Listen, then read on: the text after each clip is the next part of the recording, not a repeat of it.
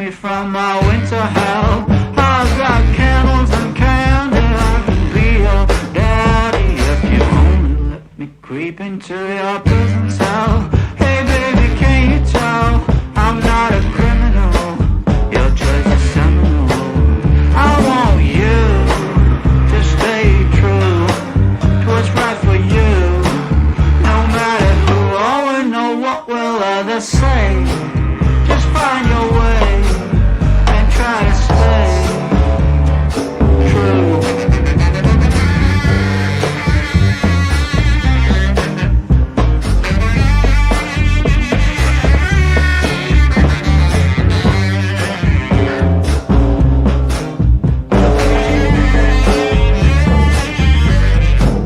Just speak low, stand in your row, try not to show this life's a show. Try not to glow way down below. Oh, it's a lot of woe, and that's not a place where you would like to go. I've got cigarettes and brandy, which could come in handy if you just help me loosen up my hand grenades fuse. Baby, don't refuse my truth, but it's up to you not to choose. I want you to stay true to what's right for you. No matter who or know what will others say, just find your way and try to stay true.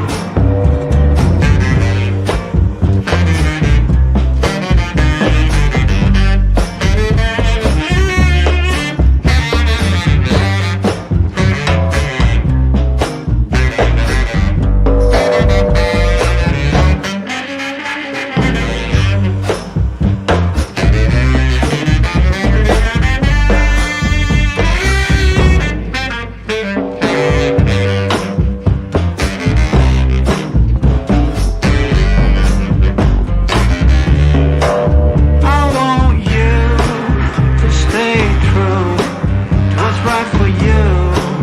No matter who or know what will others say, just find your way and try to stay true, true, true, true, true, true.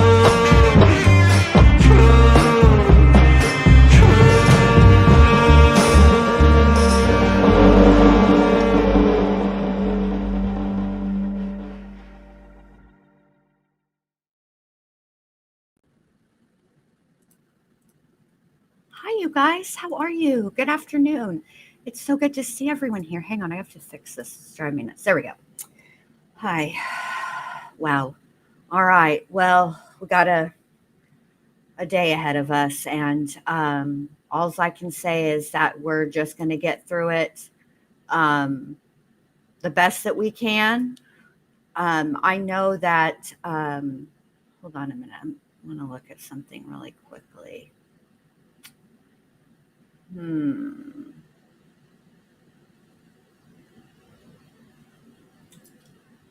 Oh, wait, I know where it's at. Hold on. Sorry, you guys. Hold on. Sorry, I should have done. I was doing this while I was getting ready to go live, and then I knew I was forgetting something, and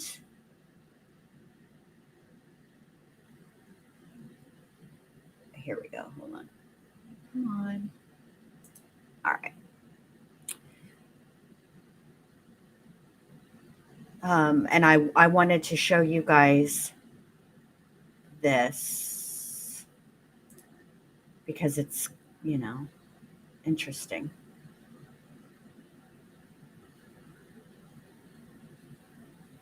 I think this is what I want. Let's see. No. Hold on. I'll just do it later while I play something for you. All right. I'm so sorry. So hi, everybody. It's great to see you. Good afternoon or good morning, depending on where you are. I hope you guys are staying cool in this disrespectful heat. Very annoyed by it.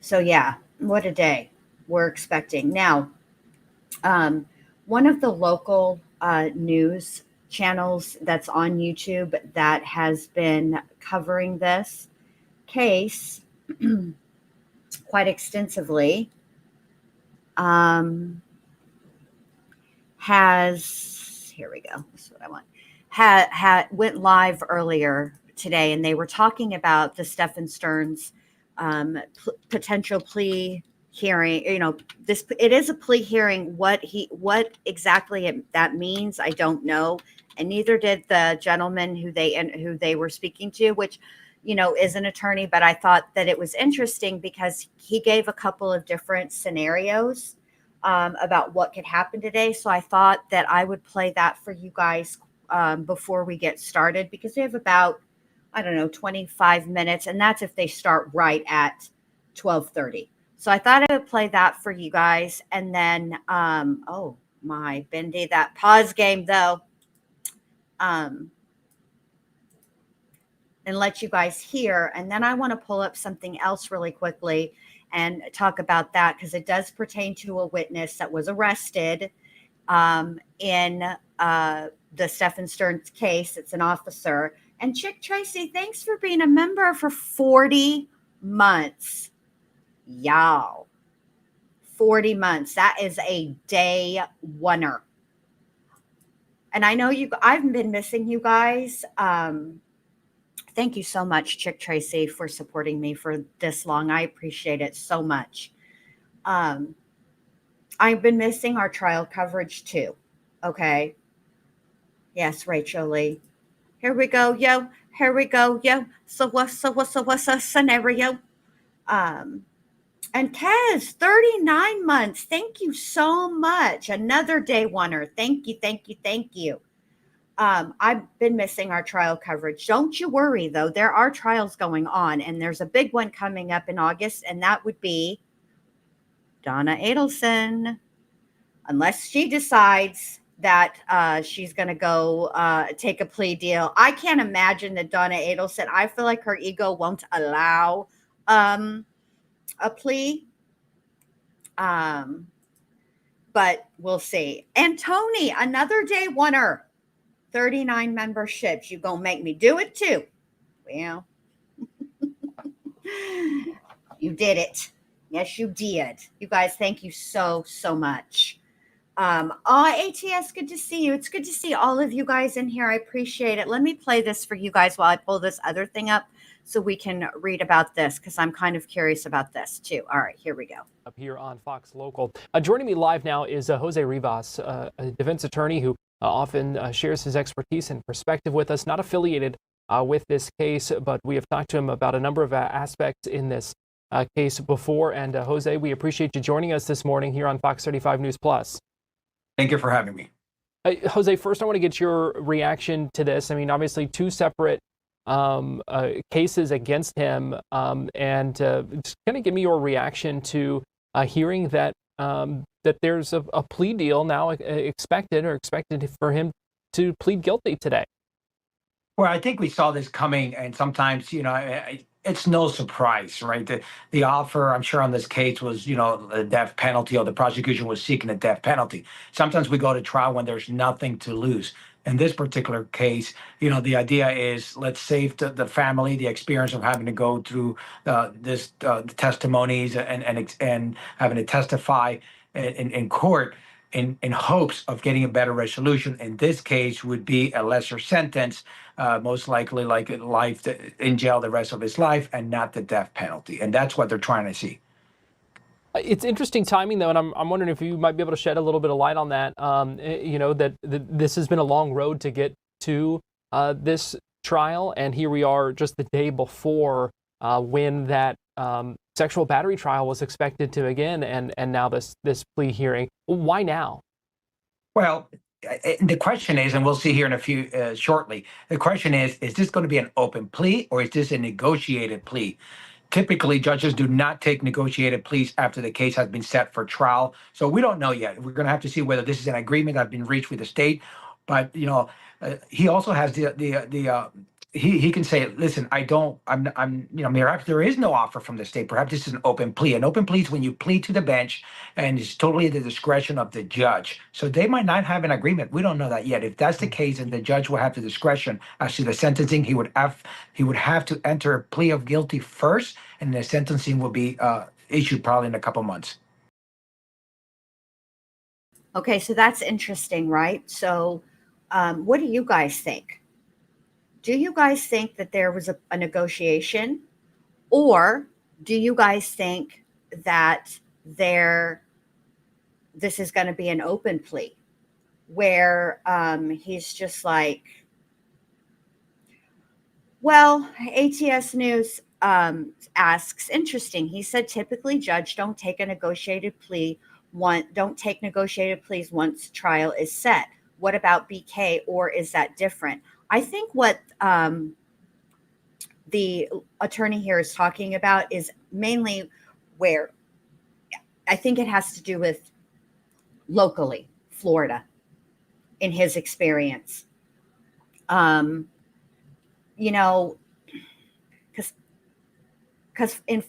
if you think about it, remember back to Aiden Fucci's trial, and it was the very first day of jury selection.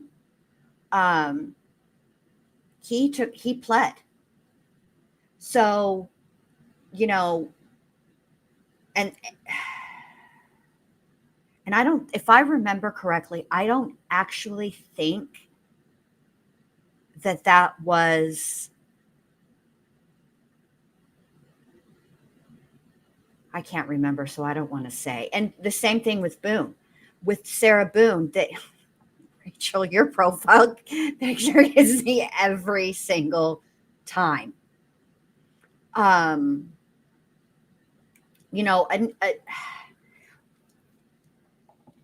And I think what he's talking about is the different type of plea, right? So there can be a negotiated plea, but there can also be an open plea. And, again, it is up to the judge's discretion. So, sometimes they'll take it, sometimes they won't. I think it would be, now, this is what I'm curious about. I'm curious if it is an open plea, okay, and then sentencing would be up to the judge at the judge's discretion, does that take the death penalty off the table? Now, I personally think that it's a negotiated plea. I do think that, I think Stephan, I think he spoke to his mom. This is really what I think. I do think, because this has been floating around for a hot minute. I do think that he probably spoke to his mother. I do think that his mother was like, listen, you guilty. Spare us from having to go through a trial with all of it out there. Spare us knowing that you're going to be sentenced to death. Because, if a trial goes through, okay, there's two phases. First is the guilt or not guilt phase. Okay, that's the first part. After that, then there is the sentencing. And during the sentencing phase, the prosecutor is going to present all of the aggravating factors. Hey, Shay. And the defense is going to present all the mitigating factors. And it's very likely that one of the mitigating factors, which I don't think would be successful, but they got to try, would be for his mom and his dad to get up there and testify about that time that he got run over with a vehicle and how he has got a traumatic brain injury. I don't feel like that is going to make a hell of beans in the, but maybe they don't want that. Maybe they don't want to do that. But again, either way, it sounds like there's going to be a sentencing phase. So I don't know how that, they might not get out of testifying. I don't know. I really don't. And I do think that his attorneys, and correctly so, advised him, you should take this deal. We thought we took our best shot at getting the phone thrown out. And the fact of the matter is it wasn't. And all of that evidence from that phone is coming in, and it's not just coming in for this trial. It's going to come in during the second trial as well, particularly the part where you tried to factory reset accidentally on purpose your phone twice. First of all, there are so many steps. We know this, but it just irritates me that he even tried this dumbassery. There are so many steps that it takes to factory reset a phone. And, you can't do it accidentally. That just doesn't happen. It's ridiculous. And I can't even believe he tried that lame baloney. But that is going to come in the second trial for sure that he did that. So, I mean, his goose is cooked. And I watched the thing today, and I'll go back and try to find it. I don't know if that it just came up in my home, like, for my feed or whatever. It's not Jumpsuit Pablo, who, usually I go to for this. And he's done some videos also on what Stearns can expect when he gets to prison. But it was from a different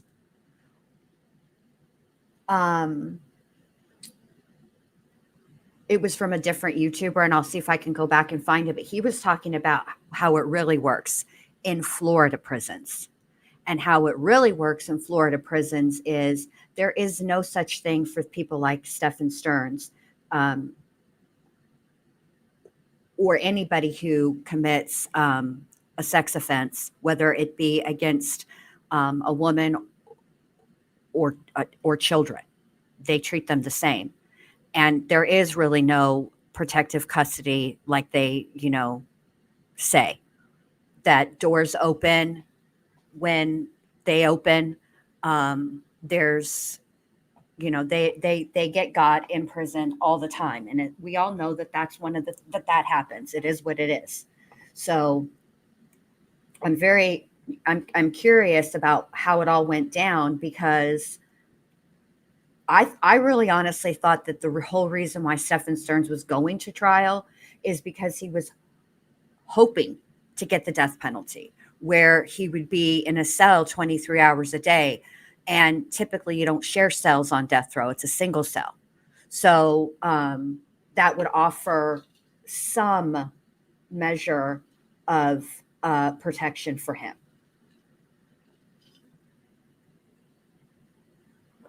I don't know. We'll see. All right, let's keep going.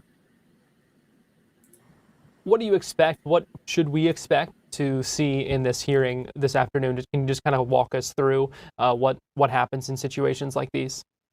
Well, it's going to be two options. Option number one is there is a negotiated plea, meaning that the state has agreed with the defense that he wants to enter a plea. Now, that plea needs to be announced in open court, and then the judge will determine whether he wants to accept the plea. Remember, it's the judge that makes the final determination. Some of the factors are going to come into play. It's going to be whether the family has approved the plea, whether it's been consulted with the family, of the victim, any other factors, and then the judge will determine whether he wants to accept that negotiated plea or not. So, unlike in Idaho, I don't know how Jennifer Soto's feeling. I haven't heard anything about whether she, has any feelings one way or the other about what a plea or not. But I do know that Maddie's father has said that he's fine with the plea. So I know that, well, I think the family is in the court's eyes, Tess, would be both Jen and Jennifer. And I don't like to call her Jen, because to me, Jen is a term of endearment, and there's nothing endearing about her to me. But Jennifer I think they would ask both of them, Jennifer and Maddie's dad. And I know that Maddie's dad has spoken out through a spokesperson and relayed that he doesn't actually, he's fine with life without the possibility of parole. He doesn't really want to go through the trial. He doesn't want to remember his daughter that way and what happened to her, so, it is what it is. But, I will say this. I know that there's been a lot of talk about how he can plead, right? So he can plead guilty and he can plead no contest. I highly, highly doubt, because it is a felony and because the death penalty, should he go to trial, is on the table. I highly doubt that the judge is going to allow him to plead no contest. Okay. I think the judge is going to make him plead guilty. I think the judge is going to do essentially what the judge in Idaho did. I think he's going to ask him a series of questions, and there's probably paperwork that he had to fill out and, all the things. So, and again, even if we have to remember that at the end of the day, just because just because the death penalty is offered as a potential punishment, it doesn't always mean that the person gets the death penalty. If I'm not an Alford plea, no. An Alford plea is something very, very, very specific, and it's not common. And it typically happens after a person's been tried, convicted, had it overturned on appeal, and are granted a new trial. That's typically when an Alford plea is granted. Is something. Geez, Jen, can you not talk today? That's usually when there's an Alford plea. Okay, because an Alford plea is basically the defendant saying, I'm innocent of these charges, but I agree that if the state were to take me to trial, they have enough evidence to convince a jury beyond a reasonable doubt. Yes, sleuths investigate, and the Alford plea was done in the West Memphis Free case, but it was also done in the staircase murder. God, what was his name? He took an Alford plea, and the reason he took an Alford plea is because the reason there was an Alford plea offered is because he was tried, he was convicted, but on appeal, there was an issue with the lab that did the recreation and the blood spatter and the testimony and that. Michael Peterson, thank you, Rachel. And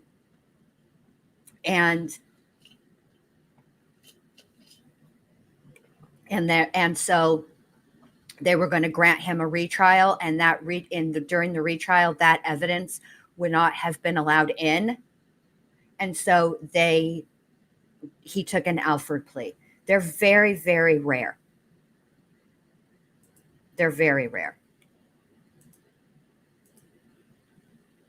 Option number two is that there is no negotiated plea, and that simply he can enter what we call an open plea. An open plea just means primarily that you're at the discretion of the court. You don't like the state's offer, but you don't want to go to trial, and therefore you just want to do an open plea. You're going to plead guilty and then let the judge sentence you. It seems like he's facing 60 counts in this sexual battery trial that was again set to begin tomorrow. And we know that they had fought to exclude a lot of the evidence that was apparently found on his phone and computers, and that motion failed. So when you hear this at this point, that he's expected to enter a plea, is that because it just kind of coming to the realization that maybe the evidence is way too much to bear? I don't have a shot if I go to trial tomorrow.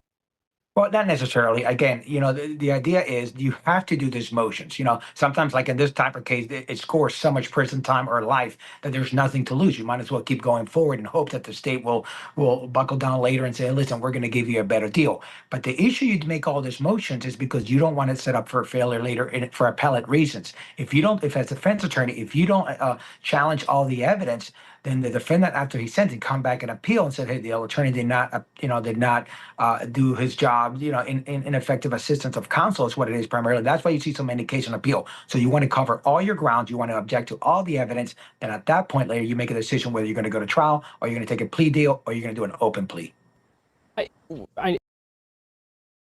This is a good question. So Kelly says, so how does him taking life without the possibility of parole and the state removing the death penalty, how does that benefit the state or the victim?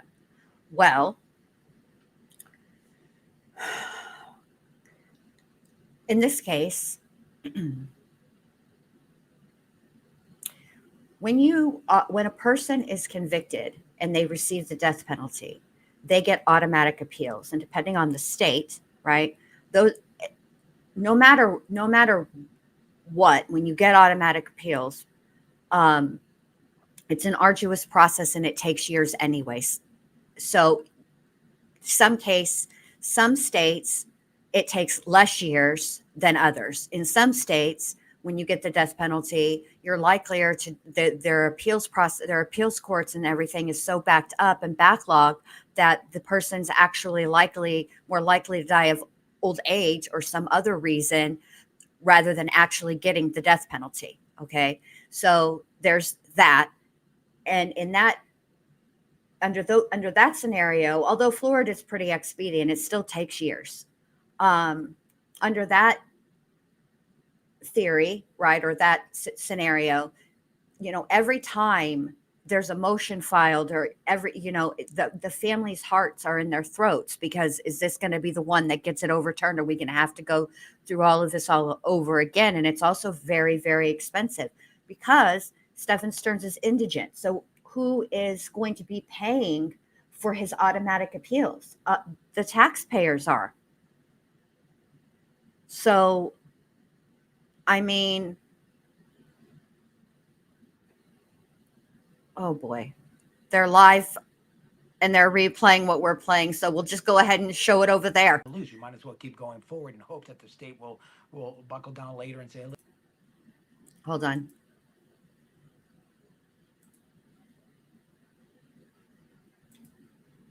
If you don't challenge all the evidence, then the defendant, after he's sentenced, come back and appeal and said, "Hey, the attorney did not." So there you go. Look, they're live now. Do his job, in effective assistance of counsel is what it is primarily. That's why you see so many cases on appeal. So you want to cover all your grounds. You want to object to all the evidence. Then at that point later, you make a decision whether you're going to go to trial or you're going to take a plea deal or you're going to do an open plea.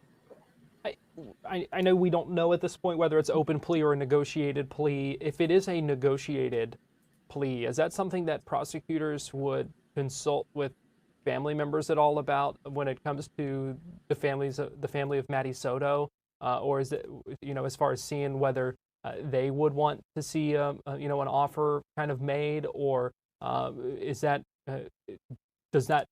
no kind of input on that? How does that process work? No, absolutely.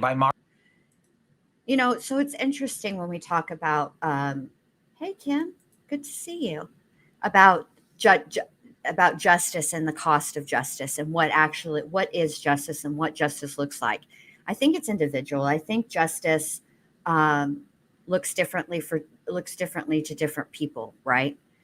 But what I will say for me personally, and I support wherever the family wants, okay? But if you're asking me my opinion of what justice looks like, the thing that I don't like about death row is that it affords the offender, it affords the perpetrator something that the victim was never afforded.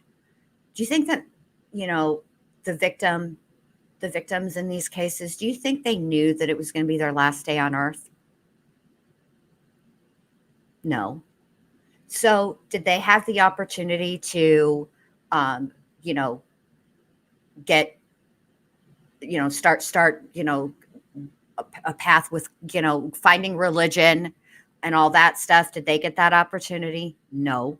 Did they get the opportunity to tell the people that they love them one last time, one last hug, one last kiss, one last smile, all of that? No.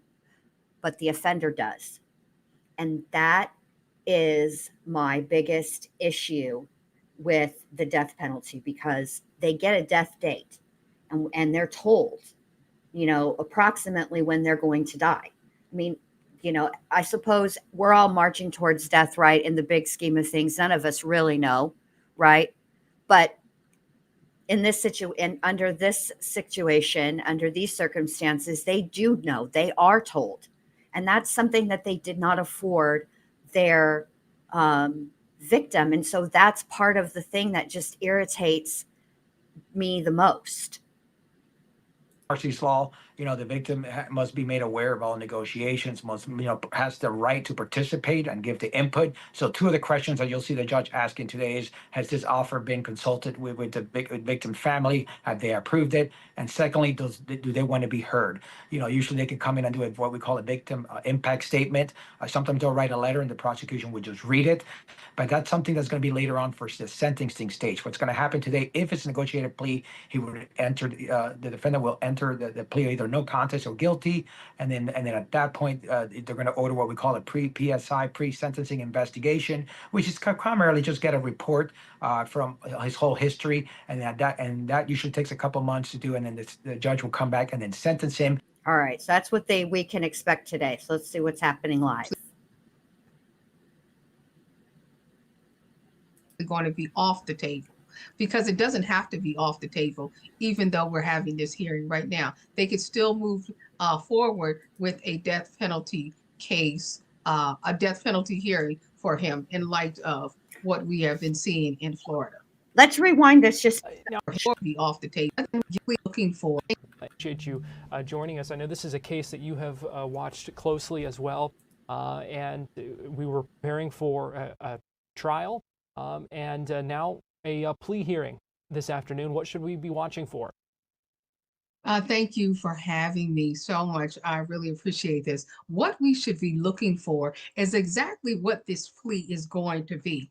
Is he going to plead guilty to the sexual assault charges? There are approximately 60 of those. Is he going to plead guilty to the murder charge? And is the prosecution going to accept this? And whether or not the judge is going to take Here, and if things get underway, we'll just go ahead and start listening in. But I don't want you guys to miss it. We can always rewind this. I mean, this has been a case that has been kind of a long time coming, and here we are now. I'm just curious what you make of the timing of this. Hold on, I'm going to find I a think different it's stream self-serving because for I this can't. defendant. I think he wants to save his life, not less necessarily in the interest of justice, but this is what he can do to save himself from dying potentially. Where, there we go. Let me adjust that audio there so that we can hear that. You see Stephan Stearns inside the courtroom here. You mentioned the 60 counts of the sexual battery trial that he was getting ready to go on trial for beginning tomorrow. I'm going to look for a different stream. And what could a plea now look like for this? You kind of broke down what we're kind of going to be watching for. What do you think it looks like? What do you think it could look like in this case?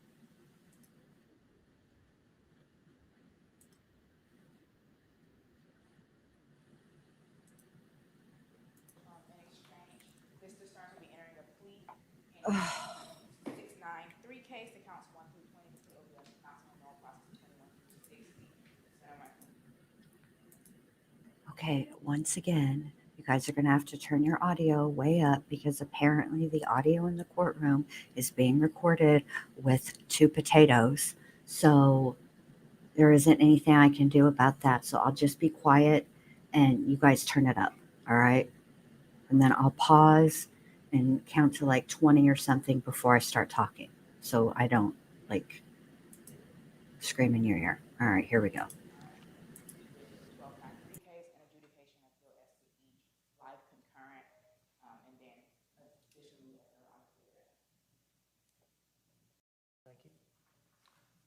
And state as to the addendum. I'm going to ask the folks that have joined us remotely to please mute their microphones.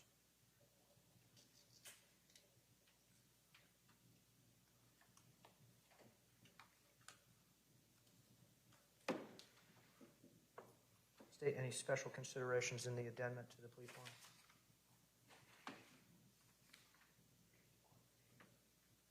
No, Your Honor, we are just incorporating the plea addendum into the plea.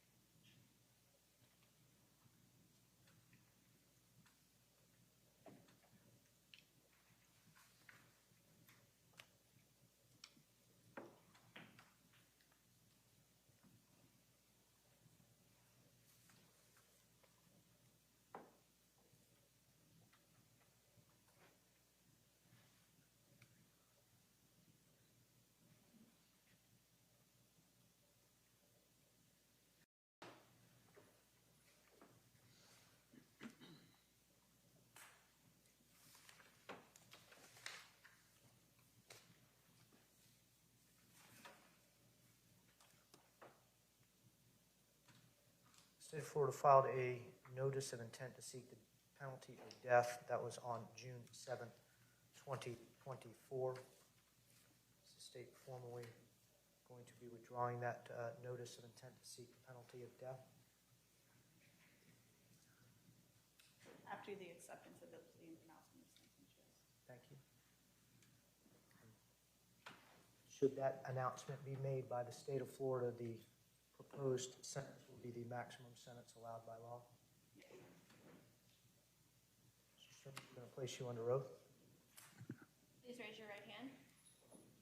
Do you solemnly swear or affirm the testimony you are about to enter into this case to be the truth, the whole truth, and nothing but the truth, so help you God?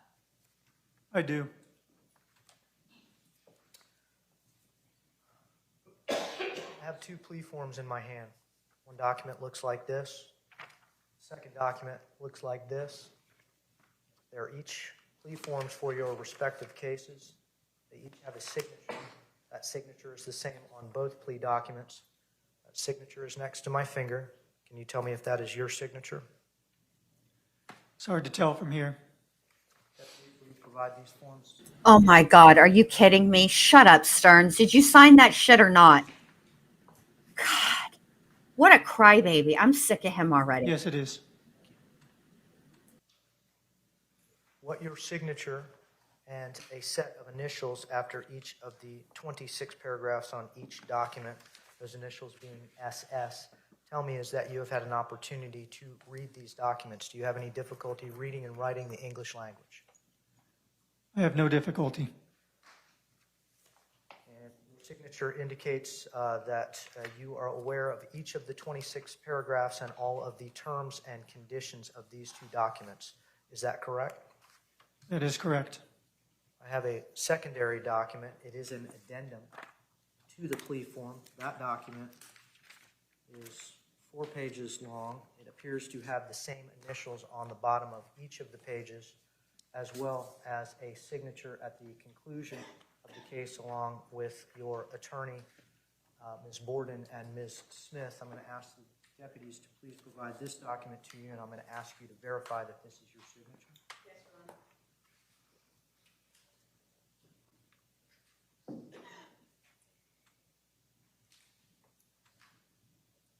Yes, it is. What your signature on this document tells me is that you have had an opportunity to read this document, go over it with your attorneys, and you understand the 13 additional conditions of your plea agreement. Is that correct? That is correct. Each of the plea form goes over what your trial rights would be. In 2024 CF 1293, you are charged with the allegation of first-degree premeditated murder. In 2024 CF 632, you are charged with 60 counts. The first 9 counts being sexual battery with a child 12 to 18 years of age, counts 10 through 13 being sexual battery with a child 12 to 18 years of age, counts 14 through 20 being lewd or lascivious molestation, counts 21 through 60 being unlawful possession of materials depicting sexual performance by a child, 10 or more images. Your Honor, counts 1 through 8 are sexual battery on a child under 12. My apologies. Counts 1 through 8 are capital sexual battery on a child under 12.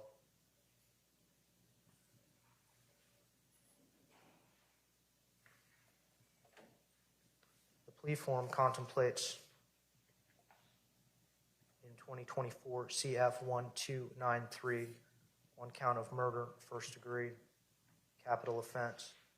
Plea form on 24 CF 632 contemplates counts 1 through 8, 9 through 13, 14 through 20.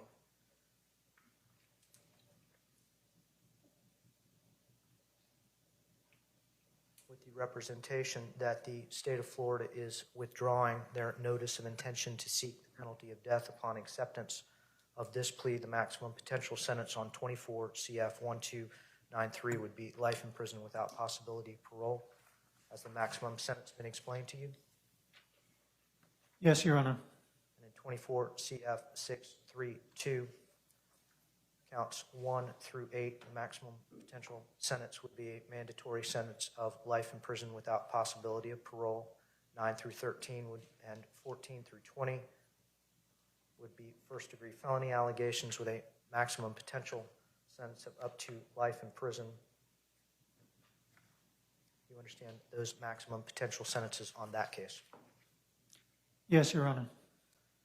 Do you understand that you have a right to have a jury trial as to each of these allegations? And at the jury trial, the state of Florida would have to prove those allegations against you beyond and to the exclusion of every reasonable doubt. At that trial, your attorneys would be with you. They are experienced, board-certified criminal expert trial attorneys. They would be cross-examining witnesses, examining the evidence against you. You would have a right to present your own witnesses and your own evidence. If you had witnesses that did not want to come to court, you could have asked me to make them come to court with a subpoena. You could have spoke at your trial, or you could have exercised your right to remain silent and not spoken. That would have been your decision after you talked those decisions over with your attorneys, and your jury would have been instructed not to consider your decision to remain silent in any way in rendering a verdict. You would have had a right to have your trial recorded and appeal any errors that occurred in the process. Do you understand you are giving up all of your trial rights if the court accepts this plea? Because I will be imposing the sentence that you have agreed with the state of Florida to be imposed upon you, and we will not be having a trial on any of these matters. Do you understand those things? I understand. And, Your Honor, just for record purposes, counts 9 through 13 are first-degree felonies punishable by life, as the court indicated. Count 14 through 20 are actually life felonies.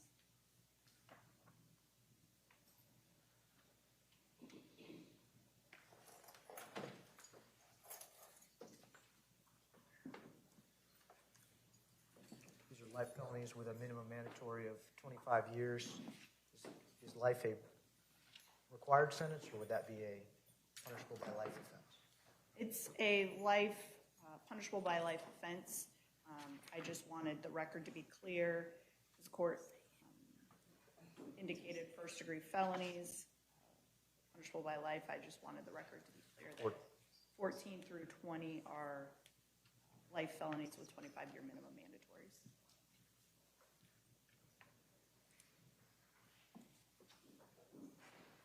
So the plea form indicates that these are first-degree felonies. These are actually either capital offenses or punishable by life offenses. Do you understand that, Mr. Stearns? Yes, Your Honor.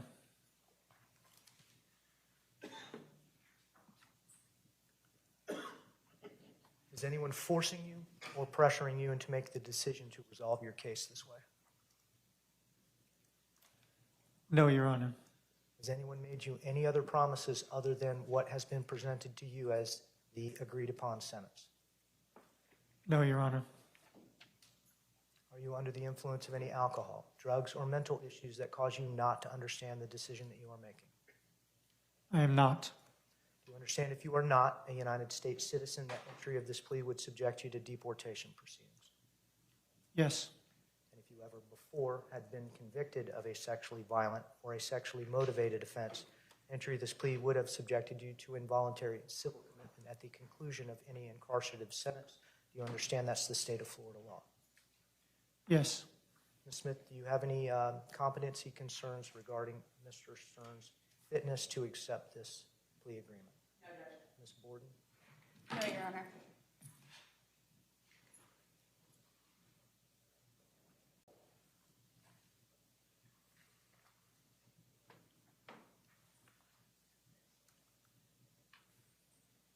Mr. Stearns, based on your responses to the court, based on your indicating that you have reviewed this decision with your attorneys, based on your initialing of the plea form and your acknowledgement that you understand all the terms and conditions, rights and obligations on these plea forms, including the addendum, the court is going to make a determination that you are alert, that you have had an opportunity to discuss this with your attorneys, that you are making this decision freely and voluntarily and without coercion.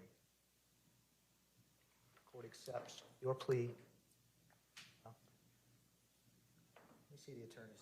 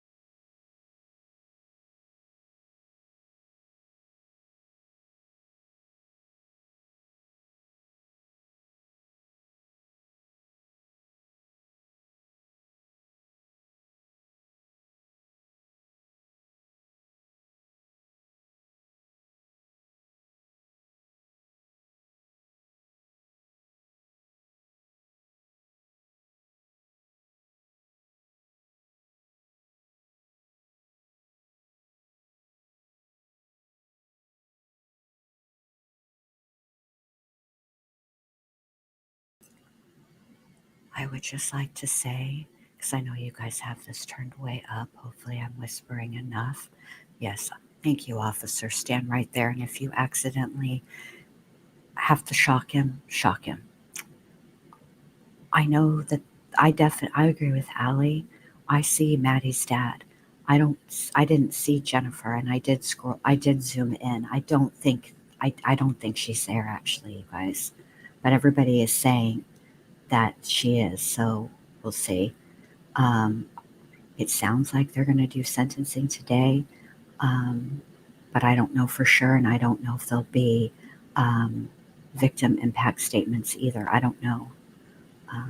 I wasn't, I don't think any. It seems like there might be some victim impact statements today, given the fact that all of the family is there. Aside from Jennifer, I did not see her, TK, and I zoomed in, but I'll zoom in again. I can't believe his crybaby ass.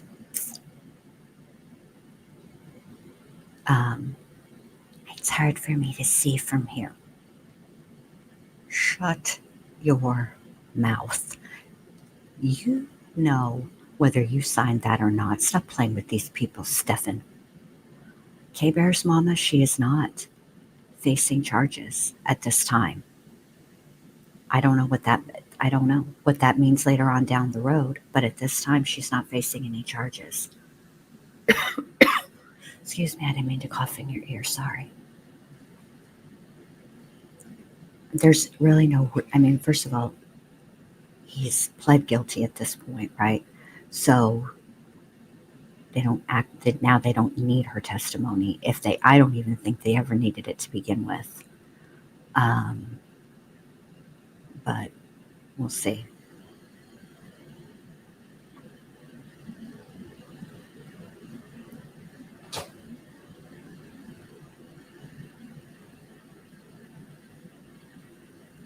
Oh, that's right, Sarah. He doesn't. I don't know about that, Lil Red. I don't know about that. Lil Red said after he does this and it's accepted, she will not ever be charged. I don't know about that. I'm familiar with this prosecutor, and I think that if there's evidence of her guilt in any of this, they'll charge her. Court has had discussion with the parties regarding the plea of no contest as to 24 CF 1293, the first degree premeditated murder of Madeline Soto. Mr. Stearns, how do you plea to first degree premeditated murder in 24 CF 1293? No contest. And as to counts 1 through 8, capital sexual battery of Madeline Soto while she was under the age of 12. Counts 9 through 13, sexual battery of Madeline Soto between the ages of 12 and 18. And counts 14 through 20, lewd or lascivious molestation. How do you plead? Guilty. Prior to sentencing, does the state care to offer any victim impact testimony?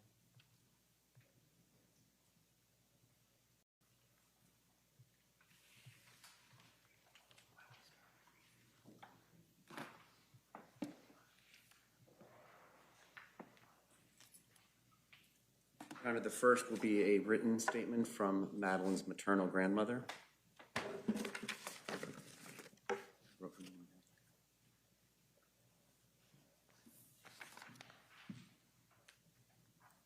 Yolanda Zambrano. Today I stand before you with a broken soul. I am Madeline's grandmother, but to her I was not grandma. Madeline always called me Mama. She decided that since she was little. And that's how I felt with her, like a second mother who loved her with all my heart. Madeline was a happy little girl. She loved going shopping with me. That excited her so much that it felt like everything around us turned into color. I remember her face lighting up when we went to the stores. Holding hands, laughing together in those moments, we connected, and I felt like she knew she was loved, protected, and valued. At night, we loved to play. It was in those moments, just before bed, that she laughed the most. Sometimes it's hard for me to close my eyes because I still hear her laughter. It was free, sweet, and sincere laugh, a sound I will never forget as long as I live. But that laughter was silenced by a horrific act, the very man who betrayed her trust, her innocence, her body. And if that wasn't enough damage, he took her life. And with her, he killed a piece of our souls. Since then, Life has never been the same. Our family is empty and broken. There are days when the pain is so great that I feel like I'm drowning. And every time I think of everything she could have been, everything that was stolen from her, it hurts even more. Because Maddie wasn't just a victim. She was a little girl with a beautiful future, with a unique light, with so much love to give and receive. Today I am here because Maddie can no longer speak, but I can as her grandmother. As someone who loved her with all that I am, I come to ask for justice for her memory, for everything she lived through and should never have lived through. Justice so that no one else has to go through such a horror. I will never forget Maddie, her voice, her laughter, her eyes, her dreams. All of that lives in me, and so it will live forever.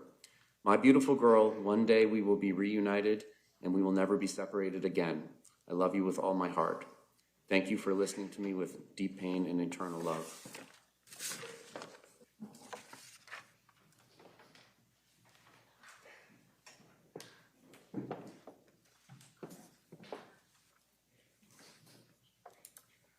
This is a statement from Angelica Negro Guerrero. My name is Angelica Negro Guerrero. I lived with Maddie and Jennifer in the same house for about 2.5 years. Today, I take the liberty of expressing myself not just as a roommate, but as part of the family, as Maddie told me several times. How can I explain how this tragedy has impacted my life? There are so many emotions. I am an immigrant and I have lived in this country for 4 years. I left my country, Venezuela, alone with just a suitcase in my hand in search of a better future. Venezuela has been going through the worst moment in history, run by people blinded by power and money, people who have stolen the future of so many. I've always been against injustice, abuse, corruption, and evil in general.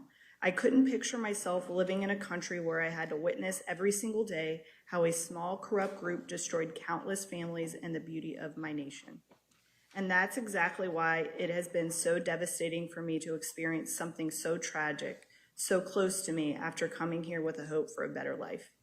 I ended up living under the same roof with a man who took the life of a 13-year-old girl, and with that shattered an entire family. What is the point of having dreams, plans, and opportunities if there is no life? If there is so much evil in the world? How can I explain what I felt and how this has affected me, especially considering that this same man took nude photos of my body without my consent, violating my privacy? I felt invaded, outraged, degraded, anguished, and absolutely shattered.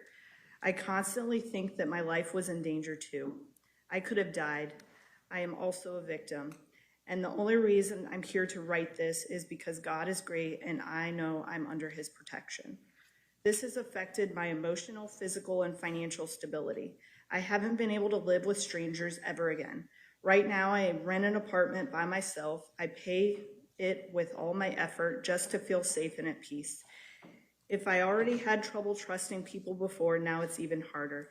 I can't imagine even handling a neighbor too close because it gives me anxiety. I tried to get psychological help to move forward, but this is something that will forever remain in my memory and continue to affect me deeply. To this day, I wish I could wake up and realize none of this ever happened, that this was just a nightmare. I wish I could still be spending time with Maddie, making her arepas with cheese and butter like she loved, and practicing our languages together.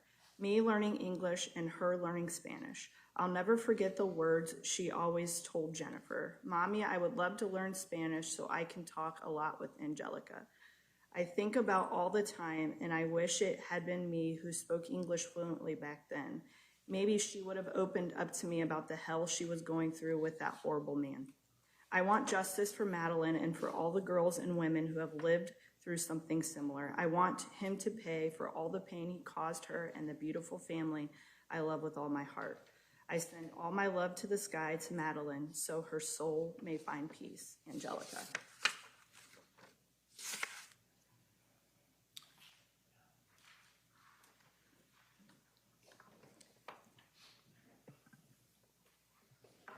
This is from Zemina Zambrano, a cousin to Maddie Soto. To the Honorable Court, we write this letter with broken hearts still aching from the devastating loss of our beloved Maddie Soto. The pain of losing her is something no family should ever have to endure. But the nature of her death, the cruelty, the abuse, the inhumanity has inflicted a level of trauma and sorrow that words can scarcely convey. Maddie was more than a victim. She was a daughter, a granddaughter, a cousin, a niece, and a cherished soul in our close-knit and loving family. To know her was to love her. Her spirit, her kindness, and her light remained with us even though her life was so brutally taken. She was not only murdered, she was discarded like she was nothing, thrown into the wilderness. That image haunts our minds and wounds our hearts every day.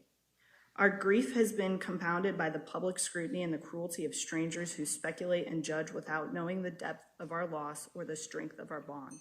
We are a large family rooted in love, faith, and mutual support, and this tragedy has shaken us to our core, mentally, emotionally, and physically. Many of us suffer sleepless nights, constant anxiety, and depression. The trauma has left scars that will last a lifetime. We turn to God for comfort, and we trust that divine justice will ultimately be done. But we also place our faith in this court to uphold what is just and right. Maddie deserves that. Our family deserves that. We beg you to consider the profound impact this crime has had, not just on one individual, but on an entire family and community. Please ensure that the individual who committed this horrifying act is held fully accountable. Justice for Maddie cannot bring her back, but it can ensure that her life and her death are not dismissed or dishonored. Let there be no leniency for this cruelty. Let there be no question about the value of her life. Let justice be done. Sincerely, Jimena, please, on behalf of the Zambrano family.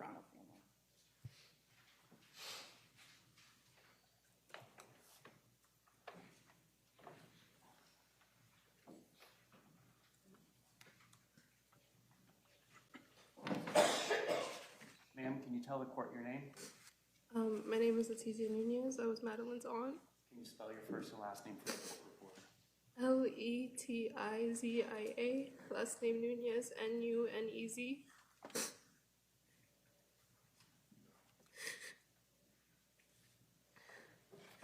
To Maddie. When I was 7 years old, a beautiful newborn baby was brought into our lives. And I remember being so excited because I was going to be an aunt. You gave me a sense of responsibility from such a young age because I wanted nothing more at that time than to help take care of you, play with you, and overall just make you a happy baby. You're truly missed every single day. I miss your laugh. I miss your smile. I miss your big, beautiful blue eyes. I miss doing the little things like picking you up from school, helping you with your homework, even though we both hated doing that. I just miss you and your presence. But that unfortunately was taken from us. I have so much hatred in my heart, specifically for the creature that's sitting in this room today. And no matter what happens or what justice could be brought, it kills me that it doesn't bring me back. I would give up my life if it meant having you here with us. Even though I was your aunt, you always felt much more like a little sister to me.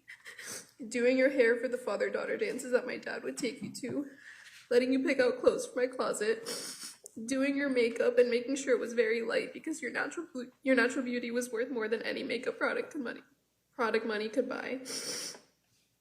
I just miss you every single day, and it's left a hole in my heart from the day you've been gone. Your innocence was taken from you, and since clearly that wasn't enough for a certain someone, so was your life. You were the bravest little girl I've ever met, full of love, light, laughter, and as any positive thing I could think of, you were all of those things. I'm so blessed to have spent 13 years with someone so wonderful, and you're going to live on through all of us. Not because of what happened to you, because that didn't define who you were. I'm going to make sure my future kids know who you are, and make sure my grandkids know who you are, and so on. Today I sit here before everyone, and all I can say is that despite what anyone thinks they know, you were so loved by each and every one of your family members, and I know you left this world knowing that. I know it would pain you to see what people have to say about your loved ones, but what I think of it all is that And what I'd want you to think up in heaven is that it's all just noise. And I find comfort in the fact that we, your family, know you were beyond loved and beyond cared for. I'm so sorry we found out too late. But despite everything that was happening to you behind closed doors, you still remained one of the happiest human beings I've ever met. Someone who loved us deeply and made us all smile. Trying to find light in this horrible situation is very difficult, but one thing I am grateful for is that your last day on this earth was everything you wanted and more. You got the birthday you asked for. Your best friends were able to be with you. We cooked the food you specifically asked for, and overall, I have the memory of sitting outside by my pool looking at you and your friends and just thinking, I'm so glad she's having a great time. And look at how grown up she is. How she's blossoming into such an amazing young woman. I could go on forever, but I just want to leave this here by saying I love you so much, and I miss you endlessly. Everything I do from now on, any accomplishments, any decisions I make, anything that happens in my life, I'm going to do it for you and in your honor. I love you, Madeline Sofia Soto, and I hope you're resting peacefully now.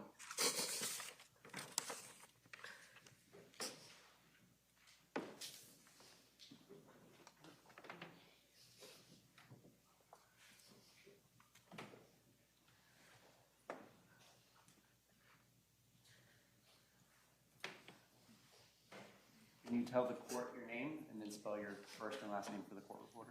Natalie Rosero, Nathalie.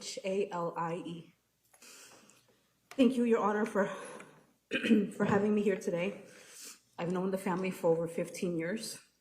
I am best friends with Maddie's aunt and was roommates with Maddie and her mom during the time her life was ended. All of our kids are the same age, so we always try to keep them united and spend as many holidays together. I have years worth of beautiful pictures, birthdays, Christmas, and Easters we all spent together.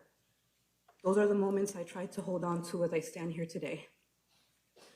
I'm here to express what the past year and a half has been like in my experience. From the moment we found out that Maddie went missing, life has never been the same.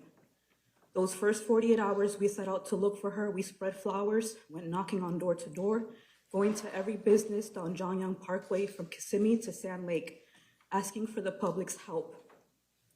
All while seeing my best friend and her family have emotional breakdowns, feeling completely helpless and terrified for Maddie, thinking how could anyone just take her? It turns out we spent almost 3 days looking in the wrong location because Stephan lied to us about where he last saw her. Your Honor, that's the first time in my life I've ever felt true hate for anyone. The following days were filled with more sadness and distraught.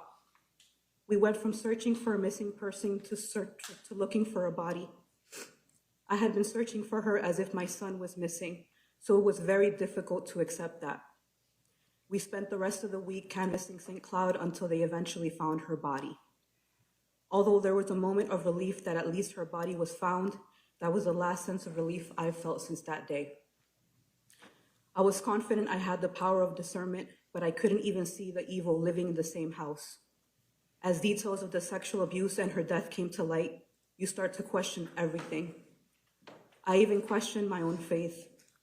Having a full night's sleep became a luxury I could not afford. I was too anxious to sleep, constantly wanting to wake up from a nightmare.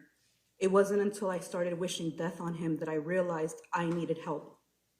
I started going to therapy to try to deal with the grief and anger of losing Maddie the way we did. I also had to navigate my son's emotions as he finds out the cruelty that exists in this world. Holidays are not the same. The void is loud. It's hard to trust people. I am very guarded. I am hoping that when everything here is said and done, there can be some type of closure, even though Maddie's life can never be replaced. That is the only reason I am here today. As decisions are made, please keep in mind that she wasn't even my child, and I feel this way. I cannot imagine the pain, trauma, and deception that Maddie's family has experienced. I do not wish this pain and suffering on any other child or family. Thank you, Your Honor. I believe Stephanie online would like to address the board.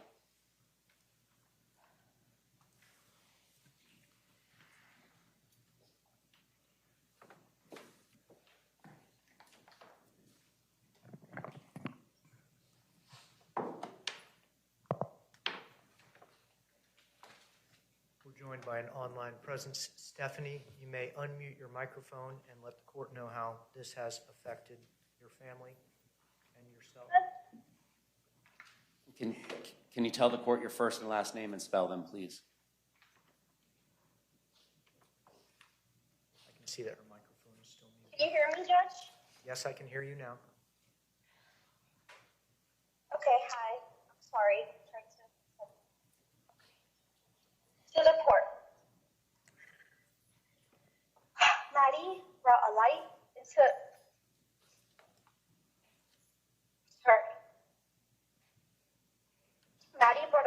into my life that I would never be able to describe. With her outgoing personality and her infectious smile, her infectious laugh. She was so kind-hearted, adventurous, and loving. Now that she's gone, everything's changed.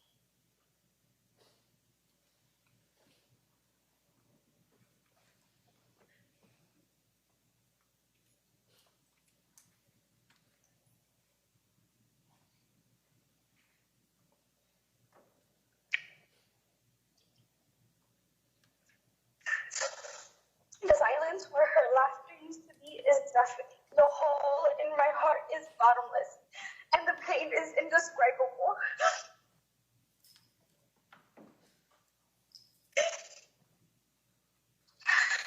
My family's life has been shattered. What we've endured and what we will continue to endure for the rest of our lives is a kind of pain that I do not wish on anyone. No family should have to lose a loved one in this horrible manner, especially at such young. Her life was taken. Her future, I should say, never see her fall in love, get married, or build a future that she deserved. With her. This smile in her, this not only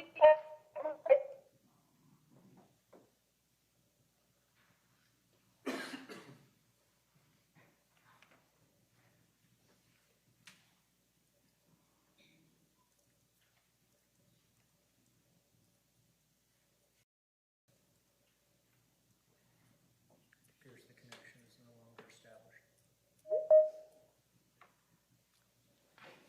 You return it. I can finish reading it, Judge. Rejoin. I'm so sorry. I'm not in a good place with connection. I apologize. You may continue. We can This hear you. This vile and heartless crime has not only affected and traumatized my family, but so many other families as well. It has also impacted her friends, all of those who knew her, as well as the whole community. There are nights where I can't sleep, nights where I wake up gasping for air, haunted by what Maddie must have gone through. I am consumed by grief. I carry such an anger that it eats away at me on a daily basis. A depression I never thought was possible. The emptiness touches every moment of every day. And everywhere I look, I see her. I hear her laugh in my memories, and then I remember she's gone, and it destroys me all over again. To know what Maddie went through and how terrified she must have been is unbearable. The thought of her suffering haunts me. The cruelty of what was done to her will never stop echoing in my mind. I asked the court for something that I know I could never really have, justice. Because real justice would mean that Maddie would be here with us and not you. You still get to wake up every day, something you cruelly stole from her and from us. The way you discarded Maddie as if she was nothing and her life had no value is a true reflection of your evil. The suffering you caused her should be given back to you tenfold. You do not deserve peace. You do not deserve mercy. You deserve to carry the weight of her pain every single day, just how we will carry it for the rest of our lives. And let me be perfectly clear. Where you go after this life will not be where Maddie is. She is in a place of peace surrounded by love. You, on the other hand, will never know peace. You will never see her again. You're not going where she is going. You're going to hell. Thank you, court. And Stephanie, can you tell the court your first and last name, please? Stephanie Soto. Thank you. I believe that was her cousin, you guys, not her friend, just to let you know.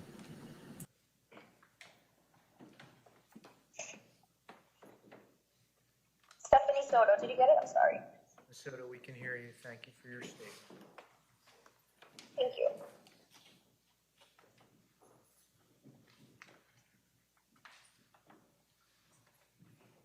Afternoon, Your Honor. Can you tell the court your first and last name and spelling? Kimberly Vialta. Your Honor, I stand here today to give you a little insight of how loved and how losing Maddie has destroyed my family. Although Maddie was not my blood, I considered her my family. And I loved her like my own niece. Maddie was a kind and bubbly child and was growing up to be the most amazing young lady.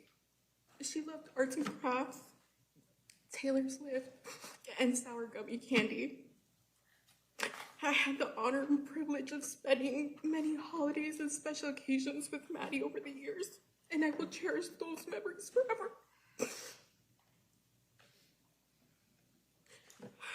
I do not have joy or happiness left in me because this monster took that away from us when he killed Maddie. Every day I feel like life is not worth living anymore because such heinous evil exists in this world. There is not a day that goes by where I do not think about all the pain and suffering that Maddie endured. This monster took advantage of her trust and her innocence. This parasite robbed us of every moment we could have had with Maddie, and our lives will never be the same.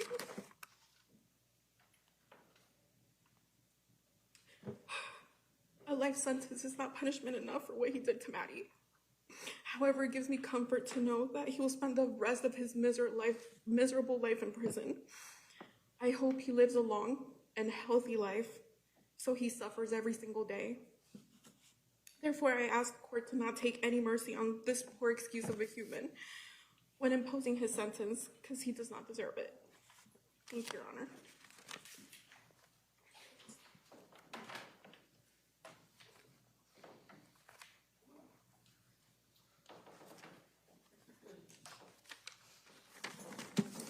Can you let the court know your names? My name is Tyler Wallace. Tatiana Wallace. Tyler, what's your relationship to Madeline Soto? Madeline Soto was my daughter. Go ahead.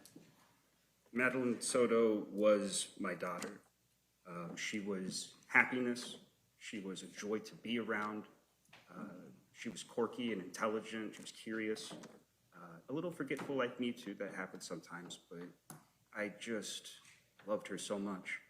And I was not able to be in her life as much as I would like to, due to circumstances and choices I'd made, due to the way finances worked. I was strained in my relationship with my daughter, and that was finally getting better.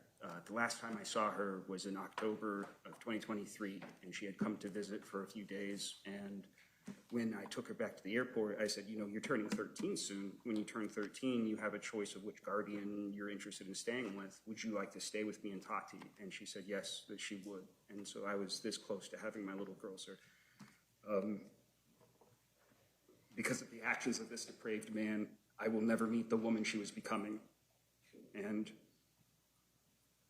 I can't grasp it.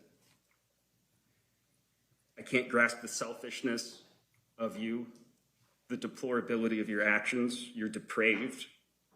You're weak. You're a coward. You're a sneak thief. You crept into a family and took advantage and exploited them when they were weak.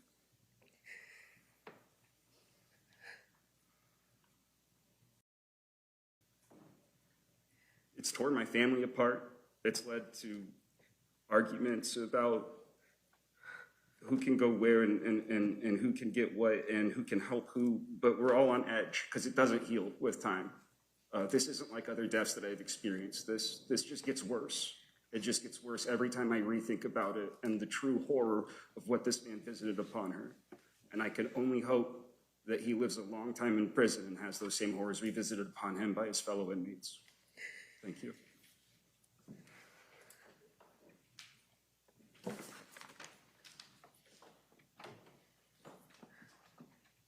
State has no further witnesses. Hold on a minute, you guys. Hold on. Hold on.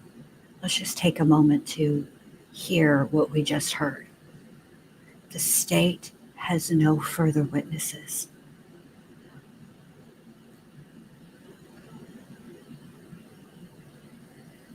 Just let's take that in.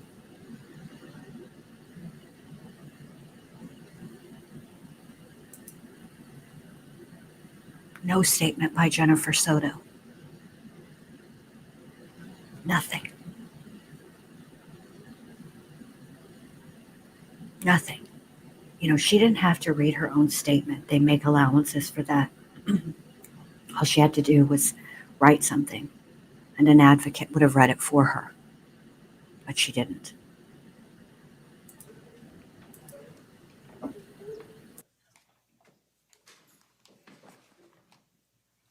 Defense, any input prior to sentencing?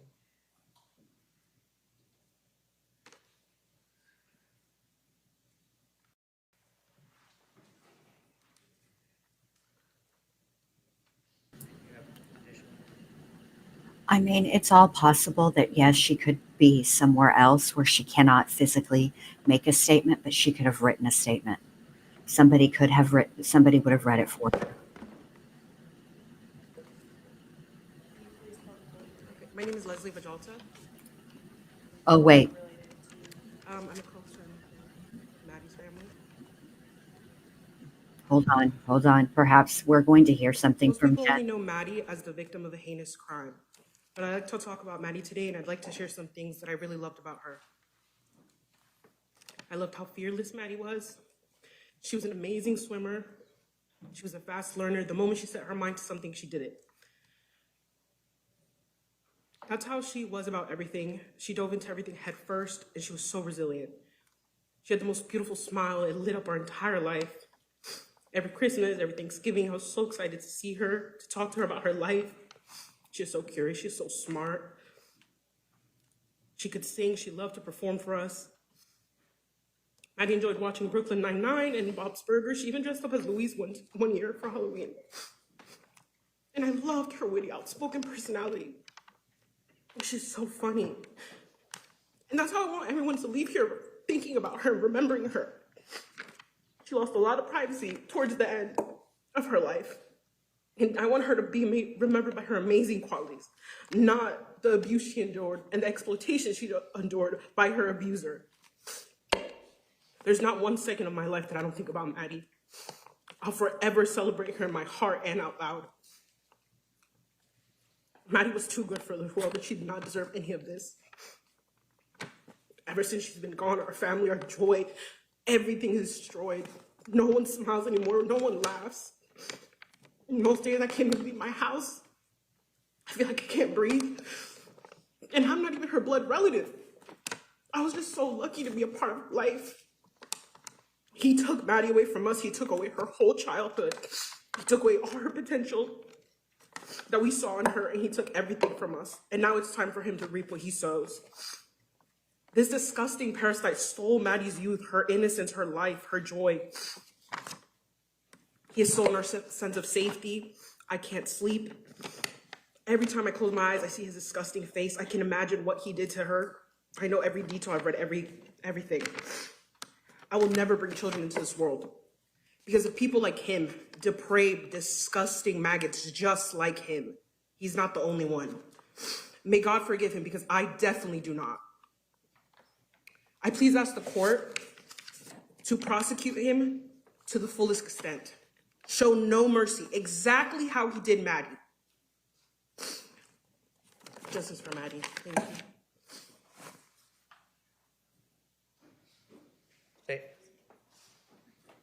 Nothing further. Thank you. Defense, any input prior to sentencing? Yes, Your Honor, we would like to thank the State Attorney's Office for sparing Mr. Stearns' life and we do sincerely hope that this will bring closure and help to start the healing process for Ms. Soto's.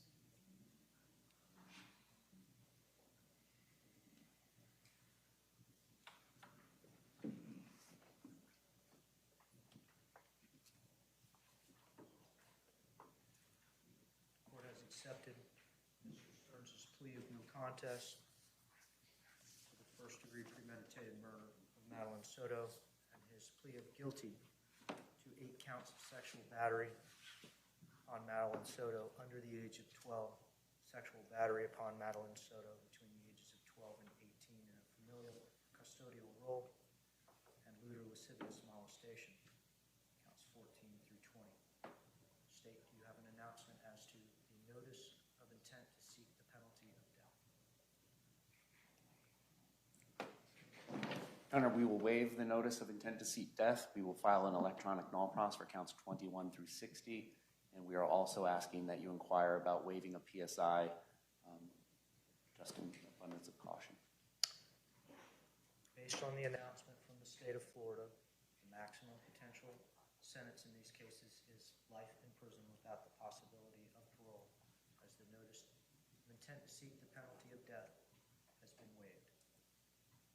Ms. Smith, as to 2024 CF 632, is there a waiver of an entitlement to a pre-sentence investigation? Yes, Judge. Ms. Borden, as to the remaining case 2024 CF 1293, is there a waiver of entitlement to a pre-sentence investigation? Yes, he is not entitled to a PSI on this. Thank you.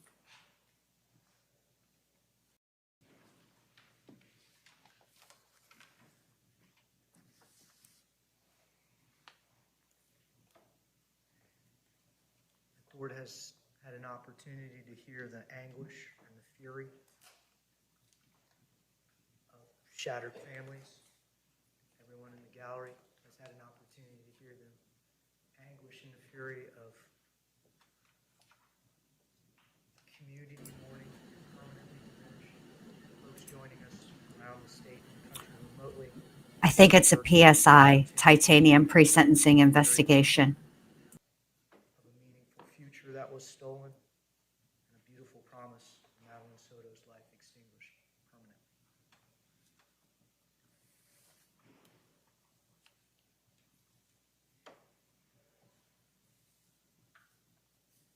Stephan Stearns, you have had the opportunity to hear that anguish and fury from your actions. As to first-degree premeditated murder of Madeline Soto, you are adjudicated guilty and sentenced to life in prison without the possibility of parole. As to the capital sexual battery of Madeline Soto while she was under the age of 12, for each count you are sentenced to life in prison without the possibility of parole. For the sexual battery of Madeline Soto between the ages of 12 and 18, you are adjudicated guilty and sentenced to life in prison without the possibility of parole.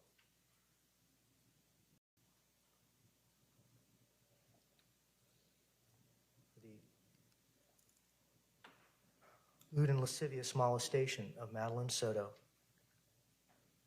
you are sentenced to life in prison without the possibility of parole. These sentences will run concurrently, meaning at the same time. The state of Florida has withdrawn their notice of intent to seek the penalty of death. These are the maximum sentences permitted to the court. Each case will have court costs that will be reduced to a civil judgment.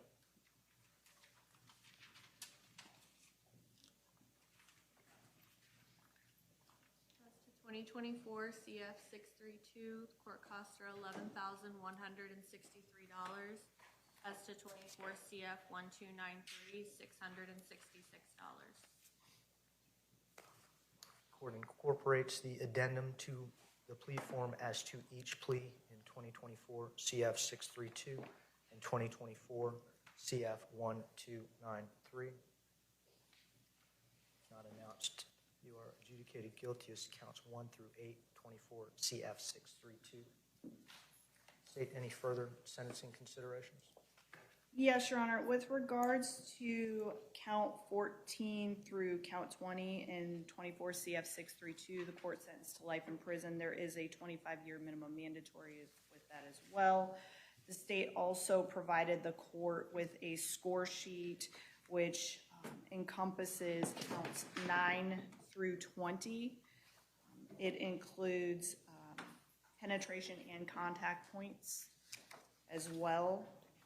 A copy of that has been provided to defense as well and the court. I haven't been made aware of any corrections or additions or subtractions. I do not have a copy of the score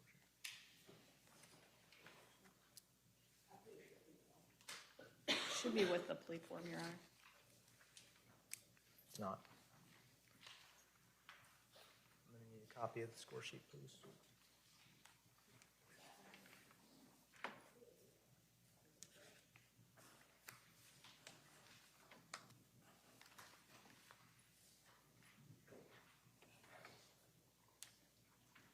Ms. Smith, Ms. Borden, the total sentence points pursuant to the Criminal Punishment Code score sheet are 1,278 with a lowest permissible prison sentence in months of 937.5 months. That doesn't include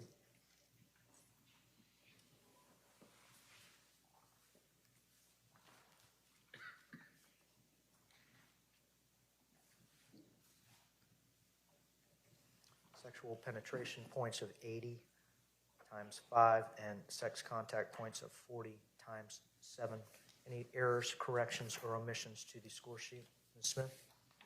Ms. Borden? No, Your Honor. The 25-year minimum mandatory sentence as to the counts requiring a minimum mandatory sentence are imposed.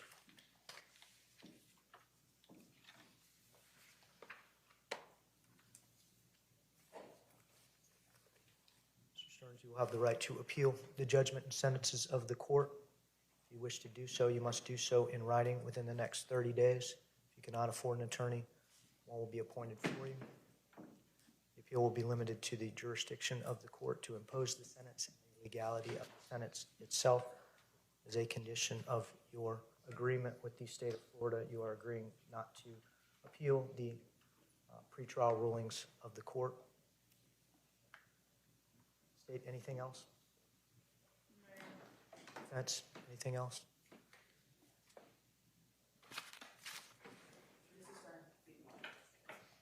Thank you. Let's place Mr. Stearns under, he's been previously placed under oath. Yes, Your Honor, I would like to make a brief statement. I agree that it's not fair that Madeline is not here anymore.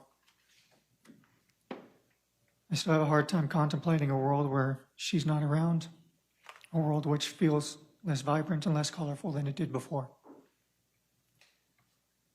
I've prayed to God countless times to trade places with her, to take me instead. But unfortunately, that's just not how he works. I have nothing but sorrow for her loss, and I miss her all the time. Her passing has torn me and my family apart as well. And she truly was a joy. I pray to God that she is in heaven and that he's taking good care of her. And I hope she gets to join the choir because she had a beautiful voice. I will miss her all the time. I will never not honor her memory. And I apologize for all the pain.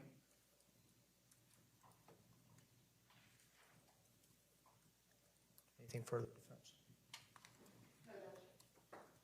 Conclude our plea and sentencing hearing. We'll be in recess. Okay. I'm pausing it so you guys can turn your stuff down so I can speak at a regular tone.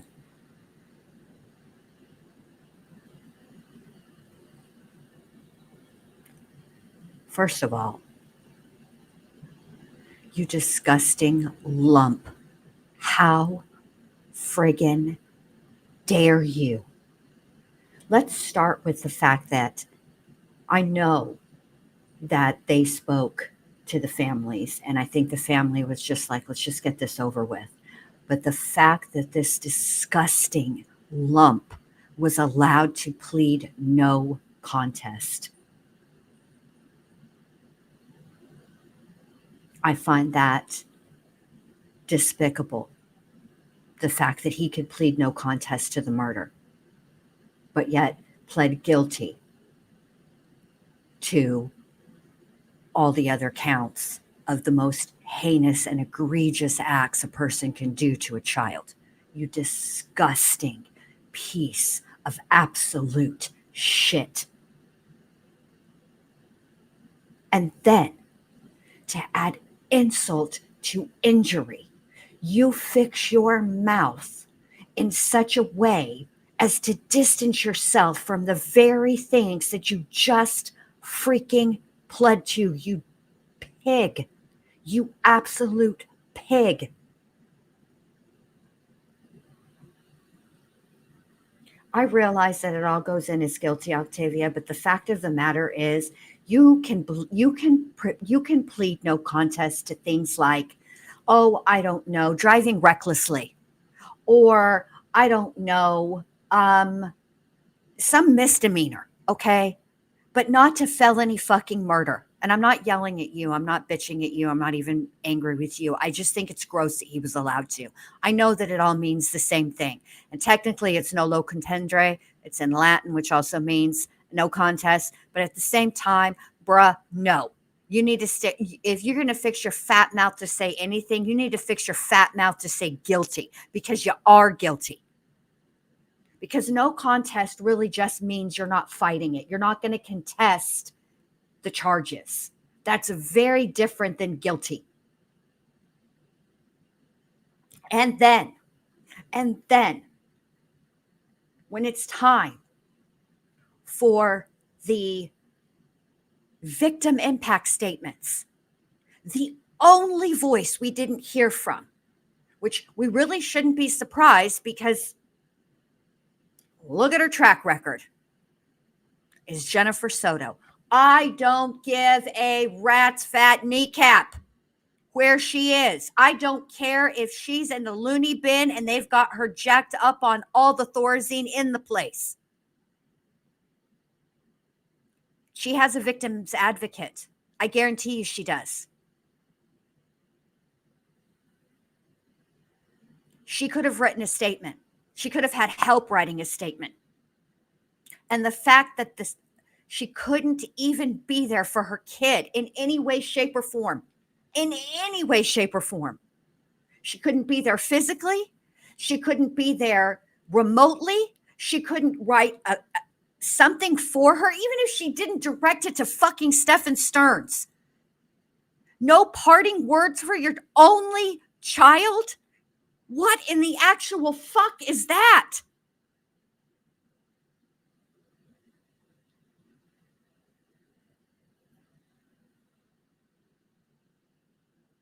I can't. You sent him in there with her, and he took her life.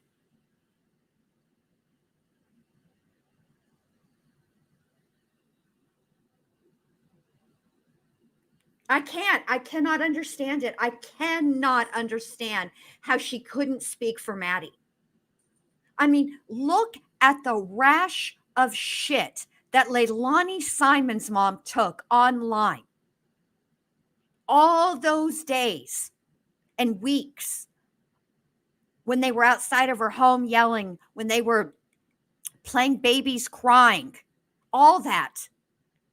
And she even hauled her cookies up there and spoke, knowing how she would be criticized. She still spoke.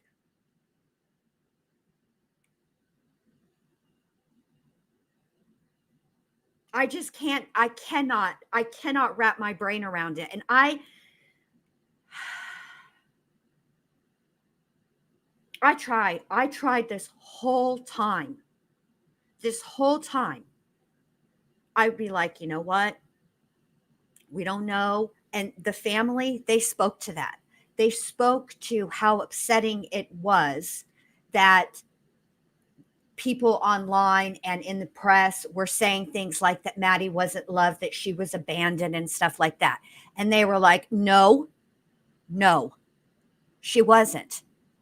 But the truth of the matter is, and this is not victim blaming, so I want you to hear me, and I want you to hear me very well.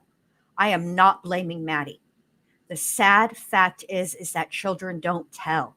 And that's one of the reasons why I was wanting for the trial to happen, because I wanted there to be testimony and evidence that of the grooming, so that we could learn what grooming really looks like, because it isn't just the child that the predator grooms.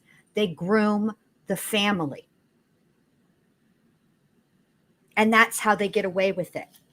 And her father said it exactly right. He said that he snuck in and he took advantage of a family when they were down.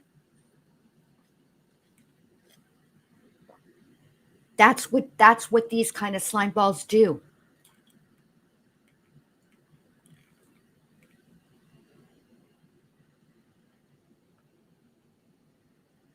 You know?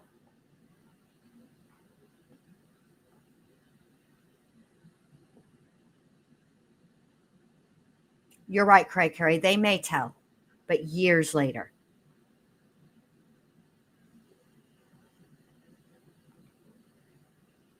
Years later. And we didn't get any type of, statement that about, he wasn't made to testify about what he did.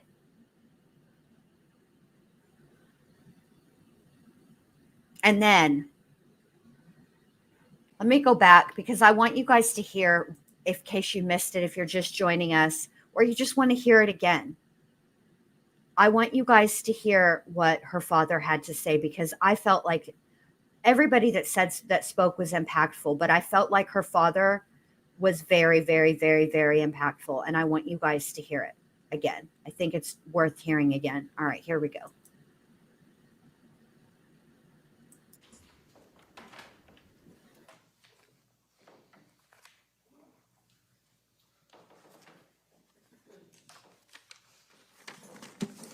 Can you let the court know your names?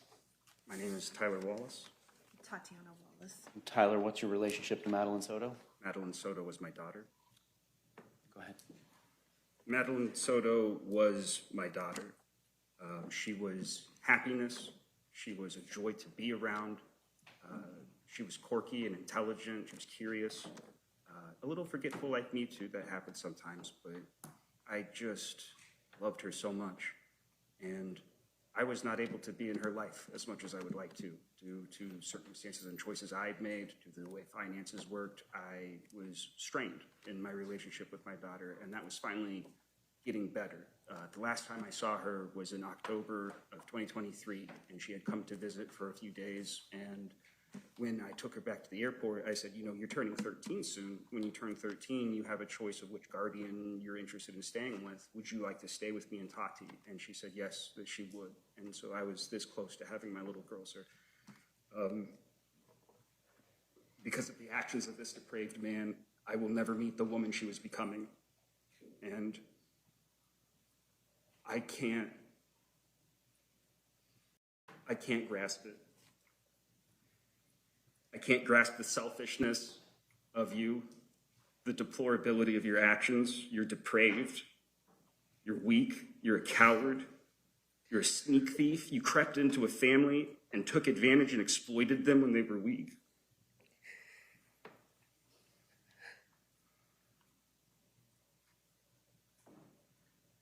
It's torn my family apart. It's led to arguments about who can go where and who can get what and who can help who, but we're all on edge because it doesn't heal with time. This isn't like other deaths that I've experienced. This just gets worse. It just gets worse every time I rethink about it and the true horror of what this man visited upon her. and I can only hope that he lives a long time in prison and has those same horrors revisited upon him by his fellow inmates. Thank you.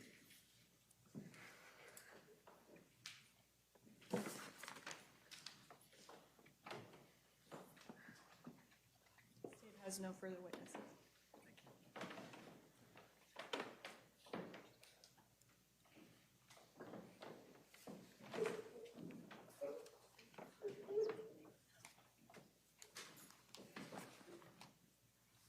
Defense, any input prior to sentencing?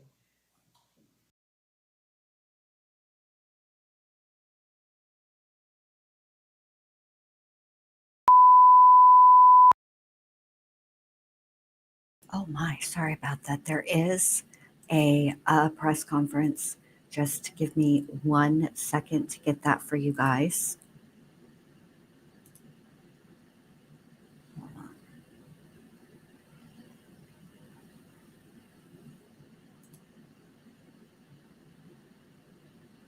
Hold on a second.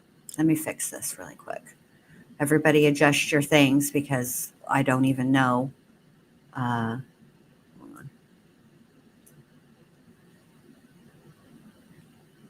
I don't know how good the audio is going to be, but I'm rewinding it right now. So just give me one quick, tiny moment. All right. Get it right where we need it to be.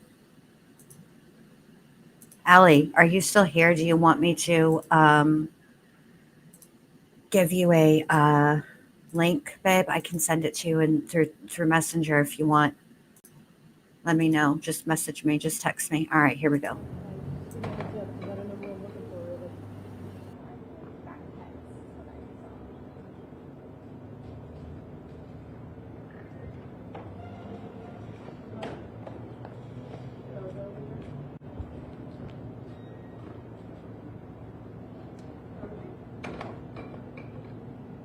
All right, I'll send you a text, or I'll send you the link, babe. Give me just a sec.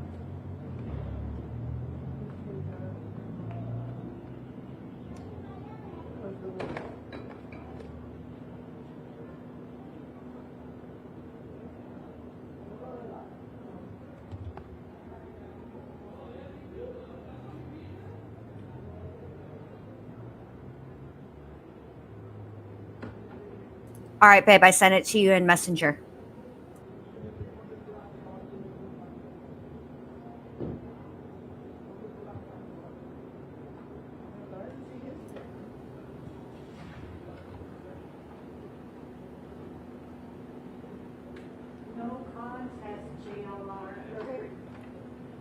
Oh, sweet Jesus.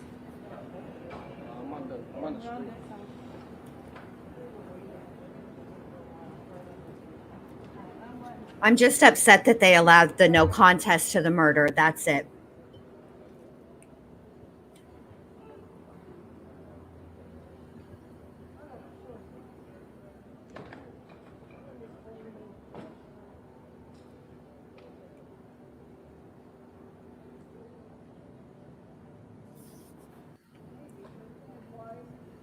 He's so disgusting. I cannot believe him. Oh, wait, hold on. What happened, Tess? Let me scroll up.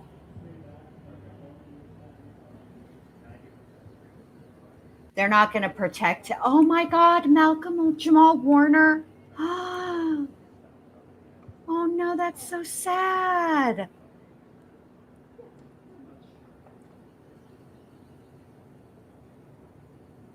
Okay, babe. I just feel like guilty. He should have been made to plead guilty. There should not. It was for everything sprinkled donut.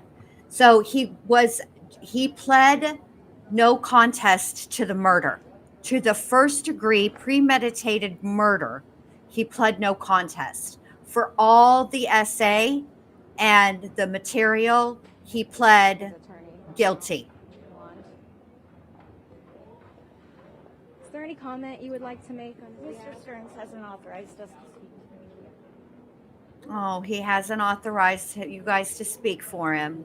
I wouldn't want to speak for him either. I would want to be like, he's a pig. I did my job and I'm out. They were a part of my childhood too. Coffee and Skeletons every Thursday night on NBC.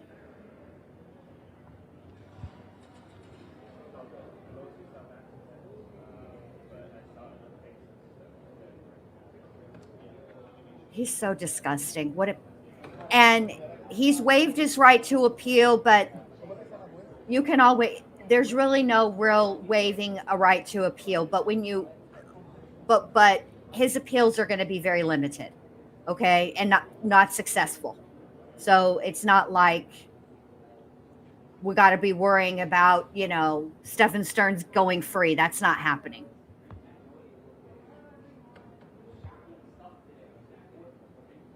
Yes, Ginger Snaps, they do have separate pods and they are similarly situated. This is true. But, prisoners outnumber the guards. No jury, KD, no jury. Oh, I remember Kids Incorporated. I remember Martika.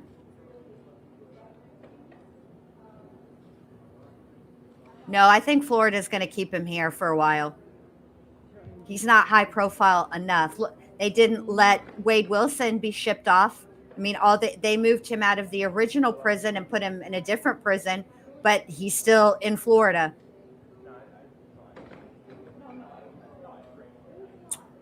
I did watch Facts of Life, Different Strokes. I watched that too. Now the world don't move to the beat of just one drum. I was also a Silver Spoons, Punky Brewster.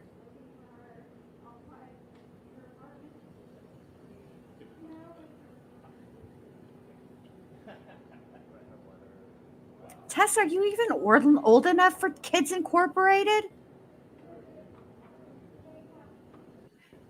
Listen, I know that we're all feeling some type of way, and I respect everybody's right to feel how they feel, but please, please be careful what you type in the chat in that respect.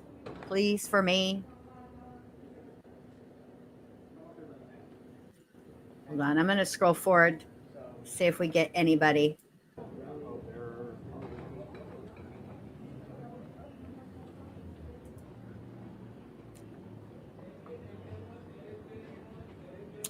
Oh, there's her dad. I'm going to circle back around. We're just going to make sure that he's safe and we get him where he needs to be, and then I'll come back and talk to you guys, okay? So just hang tight.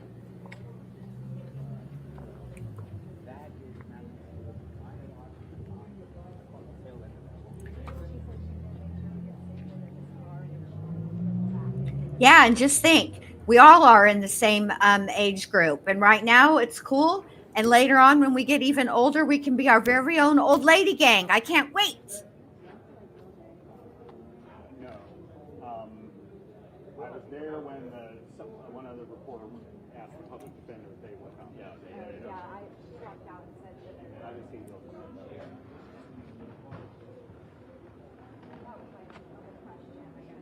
Oh, pardon me. I'm going to be 49 this year. Yeah, it was, Kelly. 1977. Hell yeah, the best year. Well,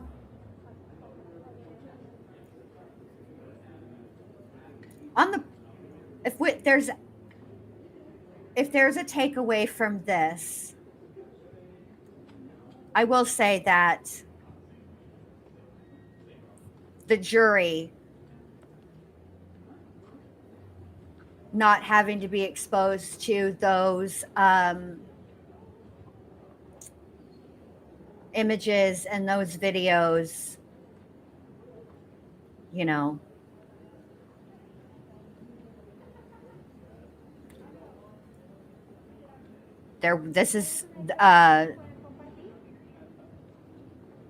we're waiting.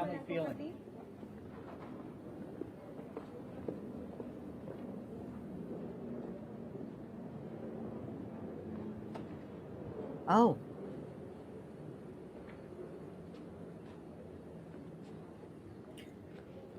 You thought you were 47, Kelly? Well, I turned 48 at the beginning of this year. What's going on, camera person with the feet? Come on now.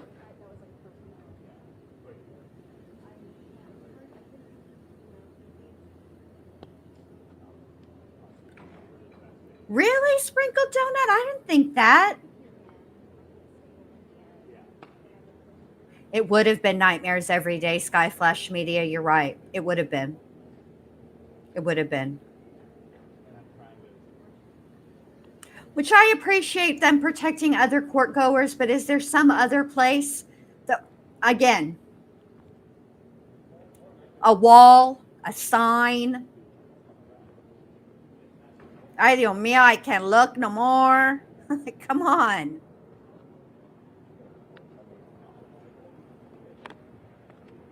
Especially because it's Florida, and let's be honest, okay? Florida in the summertime, Florida all the time, it's always a chunkla weather, okay? And not everybody dresses for chunklas. No, that's here, let me just take this down. So obviously, Mr. Wallace and Tatiana going through and listening to everything that they had to listen to, it's obviously affecting them a great deal. So they're just going to need a little bit of time. But they do want to speak on behalf of Maddie at some point. They're just not in a great headspace right now to address that. But if you guys want to leave me your contact information, we can definitely circle back when they're in a little bit of a better headspace. Can you tell us if they support this agreement, especially the no contest to the murder charge? Yes, they're obviously with a trial coming out, and the sex crimes trial was going to be starting on Tuesday. That's a lot of videos. It's their little girl, and I think he recognizes that Stephan Stern is going to die in prison. The death penalty is you die in prison, and he is not getting out ever.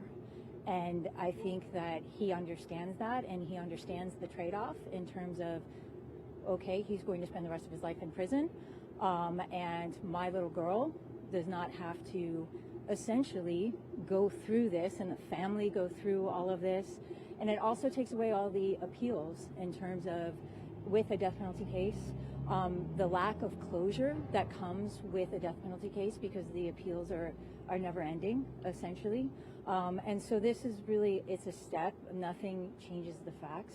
Nothing ever will change the facts, but it's a step for them to get closure. What do they make of Stern's statement in court, his apology? An apology? I mean, I can't speak for them. It was trash.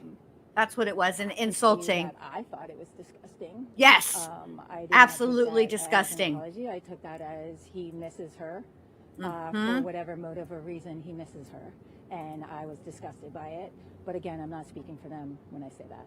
The no contest plea, a lot of people are saying, hey, he's not necessarily admitting guilt to the murder of Madeline. Does the family feel that others are involved, or if Stearns did this himself and no other people involved? No, like I said, they're okay with this outcome. However you get Stephan Stern life in prison without any hope of ever getting out. And I think in his final statements that he made to the court, where he's a former Marine, he understands what life in prison as a sex offender means, and I think he has come to a certain level of peace with that outcome. Everything else is really kind of ticky-tacky in terms of, all right, how does he get there? But the bottom line is he's getting there, and he's never getting out. When did the family find out about the plea agreement? It was last week. Yeah, but did you see the mother in the courtroom today, or did I just miss her? When you refer to the mother, do you refer to Jennifer Soto? Yes. I did not see her in the courtroom. Did you find that odd at any means? Not for me to say. Did they expect this plea agreement? Did they know something was coming down the pipeline? Yes, and I will say the state attorney's office has been wonderful in terms of the communication, in terms of getting their input, in terms of sitting down with them. William J. and Danielle Pinnell, they put their heart and souls into this case. They were there and available for any questions that anybody had. They didn't try to rush anything. They didn't try to force anything. This was very much conversations that took place in terms of what, and again, in a case like this, there's never going to be any like joy or happiness. There's not going to be a resolution where everybody is like, that's great. But it is a matter of, well, what can you live with? And what does it mean for the family? And what does it mean for Maddie, quite honestly, moving forward? Nobody wants to be in a position where, you know, and no offense to you guys, we appreciate you very much, but the media exposure in a child sex case, where that's what's going to be written about for weeks on ends, if not months. And obviously, you know, if you have the ability to have closure without that having to happen, where essentially the same outcome, where he will in fact die in prison. And I think that is what the big picture was, and that was the goal. And I think that was achieved today. There were a lot of law enforcement officers in the courtroom. Does the family have any thoughts on the case that law enforcement built, especially in those early days? They're really appreciative. They actually were really overwhelmed with the support, and they really appreciate the fact that, you know, law enforcement, they're there when they're not in a position to help their daughter. Sometimes you have to rely on other people, and they're very appreciative of the work that law enforcement and the prosecution did in this case. Deborah, speak if you can. Remember the years of being a state prosecutor. Does it make a difference, even though the out cue was the same, that he pled no contest to some things, one guilty to others? Does it make a difference, even though the outcome's the same? No. It's basically, it doesn't really have any legal significance. And so the fact that he went no contest and guilty, okay, and enjoy life in prison. What's next for the family? Well, that's a good question, and I don't even think they know the answer to that. I can't imagine how you move on from this, and I think, you know, Tyler said it best in terms of describing his emotions earlier today, where he's like, you know, this type of death is so unique that unfortunately with time, it's actually gotten worse for him mentally, because I think he has more time to think about it and to think about exactly what happened to his little girl. And so it's hard, and it's going to be hard, but they're gonna get through it. Many of us know you quite well. For those out there that don't, do you mind just saying, spelling your name? Sure, yeah, I'm sorry. My name's Deborah Barra, Deborah, last name Barra, B as in boy, Arra. I have one more question. Has Stephan Stearns' parents ever reach out to the family to offer apologies, any type of talk, you know, communication whatsoever? Not to my knowledge. Yes, thank you guys.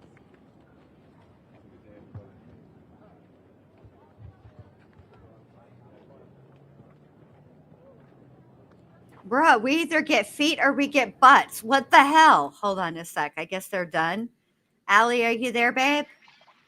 Yes, but is it too windy? Can you hear me okay? No, you're good. You're good. Yay. Oh my God. So Jen didn't show. No, she did not. Wow. Yeah, I thought when people were thinking that was her, like I was looking, I'm like, I see her sisters, I see her mother. Yeah, y'all in the chat had me zooming in like a crazy person. For real. I was like, on Twitter too. Hold on. Okay, there you go. I can't get this to not be weird. There we go. Have a good appointment, Nate. Have a good appointment, babe. Dude, I'm really disappointed that they allowed him one. I get the attorney's like same, no contest. He's still pleading. But for me, I'm really disappointed they allowed that, and they allowed him to basically give a speech just like our family, saying how much he missed her. I don't appreciate that. That felt sick to me. I didn't like it. Yeah, okay, so he's allowed. Okay, every defendant is allowed an allocution. Okay? Right, I know. And they can't like control what he says, but I agree with you. What he said was foul. Like he had no. And TK, we're just giving you a hard time, babe. It's fine. It wasn't just you saying that they thought that Jen was in the gallery or whatever, babe. It's just because I don't like I will make sure that I want to make sure for sure that if I say, oh, she's not there, that I'm like 11 billion% right. So what is the outline for, I know every defendant's allowed to speak, but what are they allowed? They're allowed to say just anything they want, period. They can say whatever they want. Do you not? Okay, you might be a little bit young, but, and Tess, nobody apologize. It was a joke. No, yeah. I'm thankful for you guys Yes. letting us know if it was her. Yes. Yes. Okay, so you might be a little young for this, but you might have seen it on a replay. When Eileen Wuornos was sentenced to death, she had an allocution. Okay, all they did when she got two turns, they escorted her directly out of the courtroom, but she gave everybody in that courtroom the finger. So, I mean, yeah, they're pretty much allowed to say whatever. Wow, that's crazy to me because, I don't know. I feel like it's just more torture for the family. Here, after this, let you listen to him talk about how much he loves and misses her. You know what I mean? Exactly. And say, I'm sorry. I'm like you're seeing them he said, I'm sorry, the way that you would say, I'm sorry to people when you're at a funeral. You're giving your condolences, right? For their loved one's death that you ain't had no fucking part of. Motherfucker, you did this. That's how we apologized. I didn't hear I'm sorry, but you didn't hear you didn't hear what he said? I had listened to it, but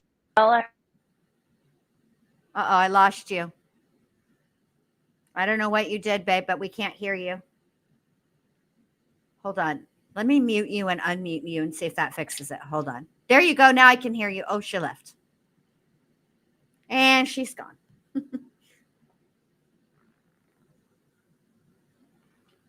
Oh, my goodness. There she is. Okay, here we go. Hello. Sorry, I got a call, but no, I heard him, right? But I guess my brain just kind of focused on him talking about how much he missed her and how much he loved her and stuff. I didn't even hear the I'm sorry. Yeah, no, he said at the very end in his little wishy-washy crybaby voice, I'm sorry. Mm-hmm.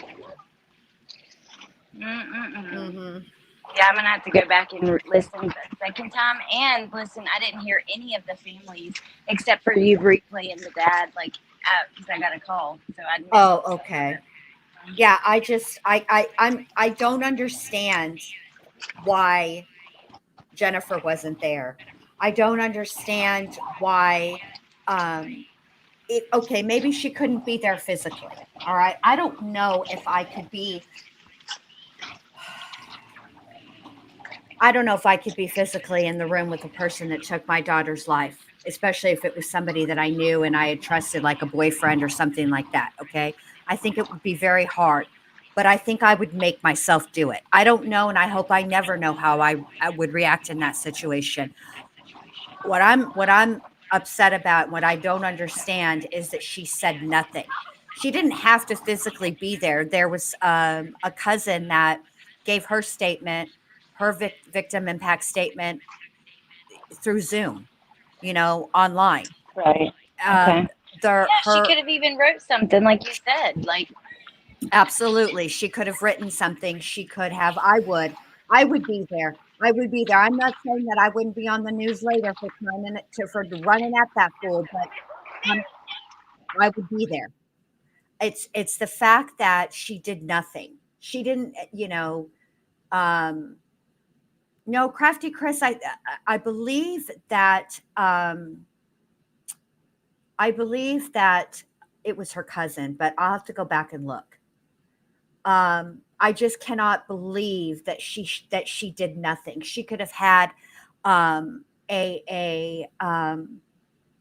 victim impact or her victim advocate read for her. She could have had Mr. J read for her, as he did, for Madeline's grandmother. There was all kinds of.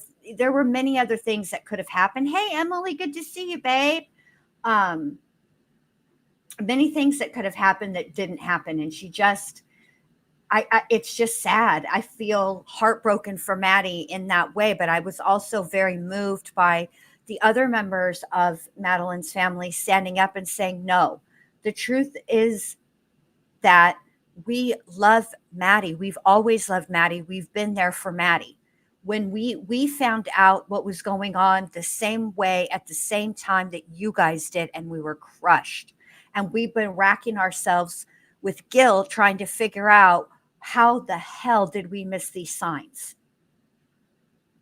So, It's so sad. Yeah, it is sad. It is so sad. But I'm gonna jump down because it's windy here and we're at the water. But I'm so thankful you streamed this, and thank you for asking me if I wanted to come up, because I just needed to get it out that I'm so frustrated. Yes. I mean, absolutely. Are you going to go live about this later tonight? I'm thinking I might after let's see. I want to see what articles come out. You know what I mean? Maybe at 9 or something. I don't know. We'll see. But I want to. Yes. Okay. Well, then you heard it here first, you guys. Make sure that you're subscribed to my friend Allie over here. That's Alex Erickson. Go over there, and if you go live, I'll be there. Oh, thank you, Mandy. If I do, I'll message you if you want to come up and say okay. After. Oh, because you know how after this happens, it kind of settles and you have more thoughts. Yeah. I'm still blown away that a no contest plea was allowed to a felony first degree premeditated murder.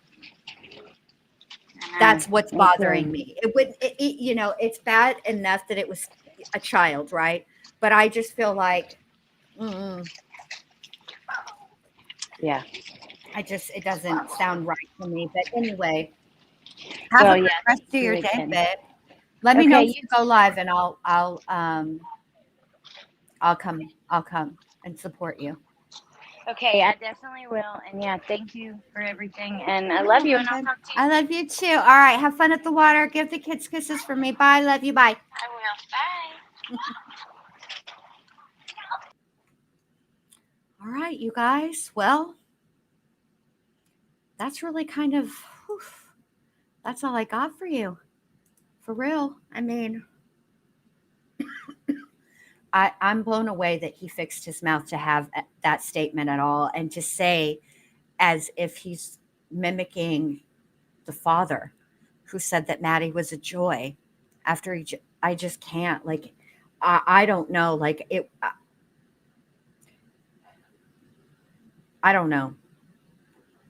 It's unbelievable, but I will tell you, it's just disgusting. It's just, I don't get it, ATS. I just don't get it. I'm with you guys, all of you guys. I do not understand. Even if she couldn't bring herself to speak, they would have read it for her. She could have sat in the back of the courtroom. They would have read it for her. There's a million different things that could have been done. And even if she didn't address Stephan in any way, shape, or form, or even his crime, if she just spoke to who Maddie was, something, but she just did nothing. She just did nothing. And that is what's so baffling to me. I cannot get my brain around it. And I've given that lady a lot of grace, probably more grace than she deserved. Oh, you're welcome, Allie. Anytime, babe. I just don't get it. All right, you guys. This isn't okay. Now, this is the first of 3. So, Wednesday, Koberger sentencing hearing. I expect that to be as difficult as this one. Probably, though, in a different way. And then Friday, the 25th, Lori Vallow Daybell Esquire, her sentencing. I'll be streaming them all. So we'll get through all of those like we got through this one. And hopefully Allie will go live tonight, and I'll be more put together, and the emotion and the reaction won't be so raw. I'll be a little less ODB about it. But it is Justice Week at the Ward. It is Justice Week at the Lord. All right, you guys. Thank you so much for being here. I appreciate it very, very much. Have a great rest of your afternoon. We're going to get through this. It's going to be a tough week, but we're going to get through it together like we always do. All right, you guys have a great rest of your afternoon. I'll talk to you later. Bye.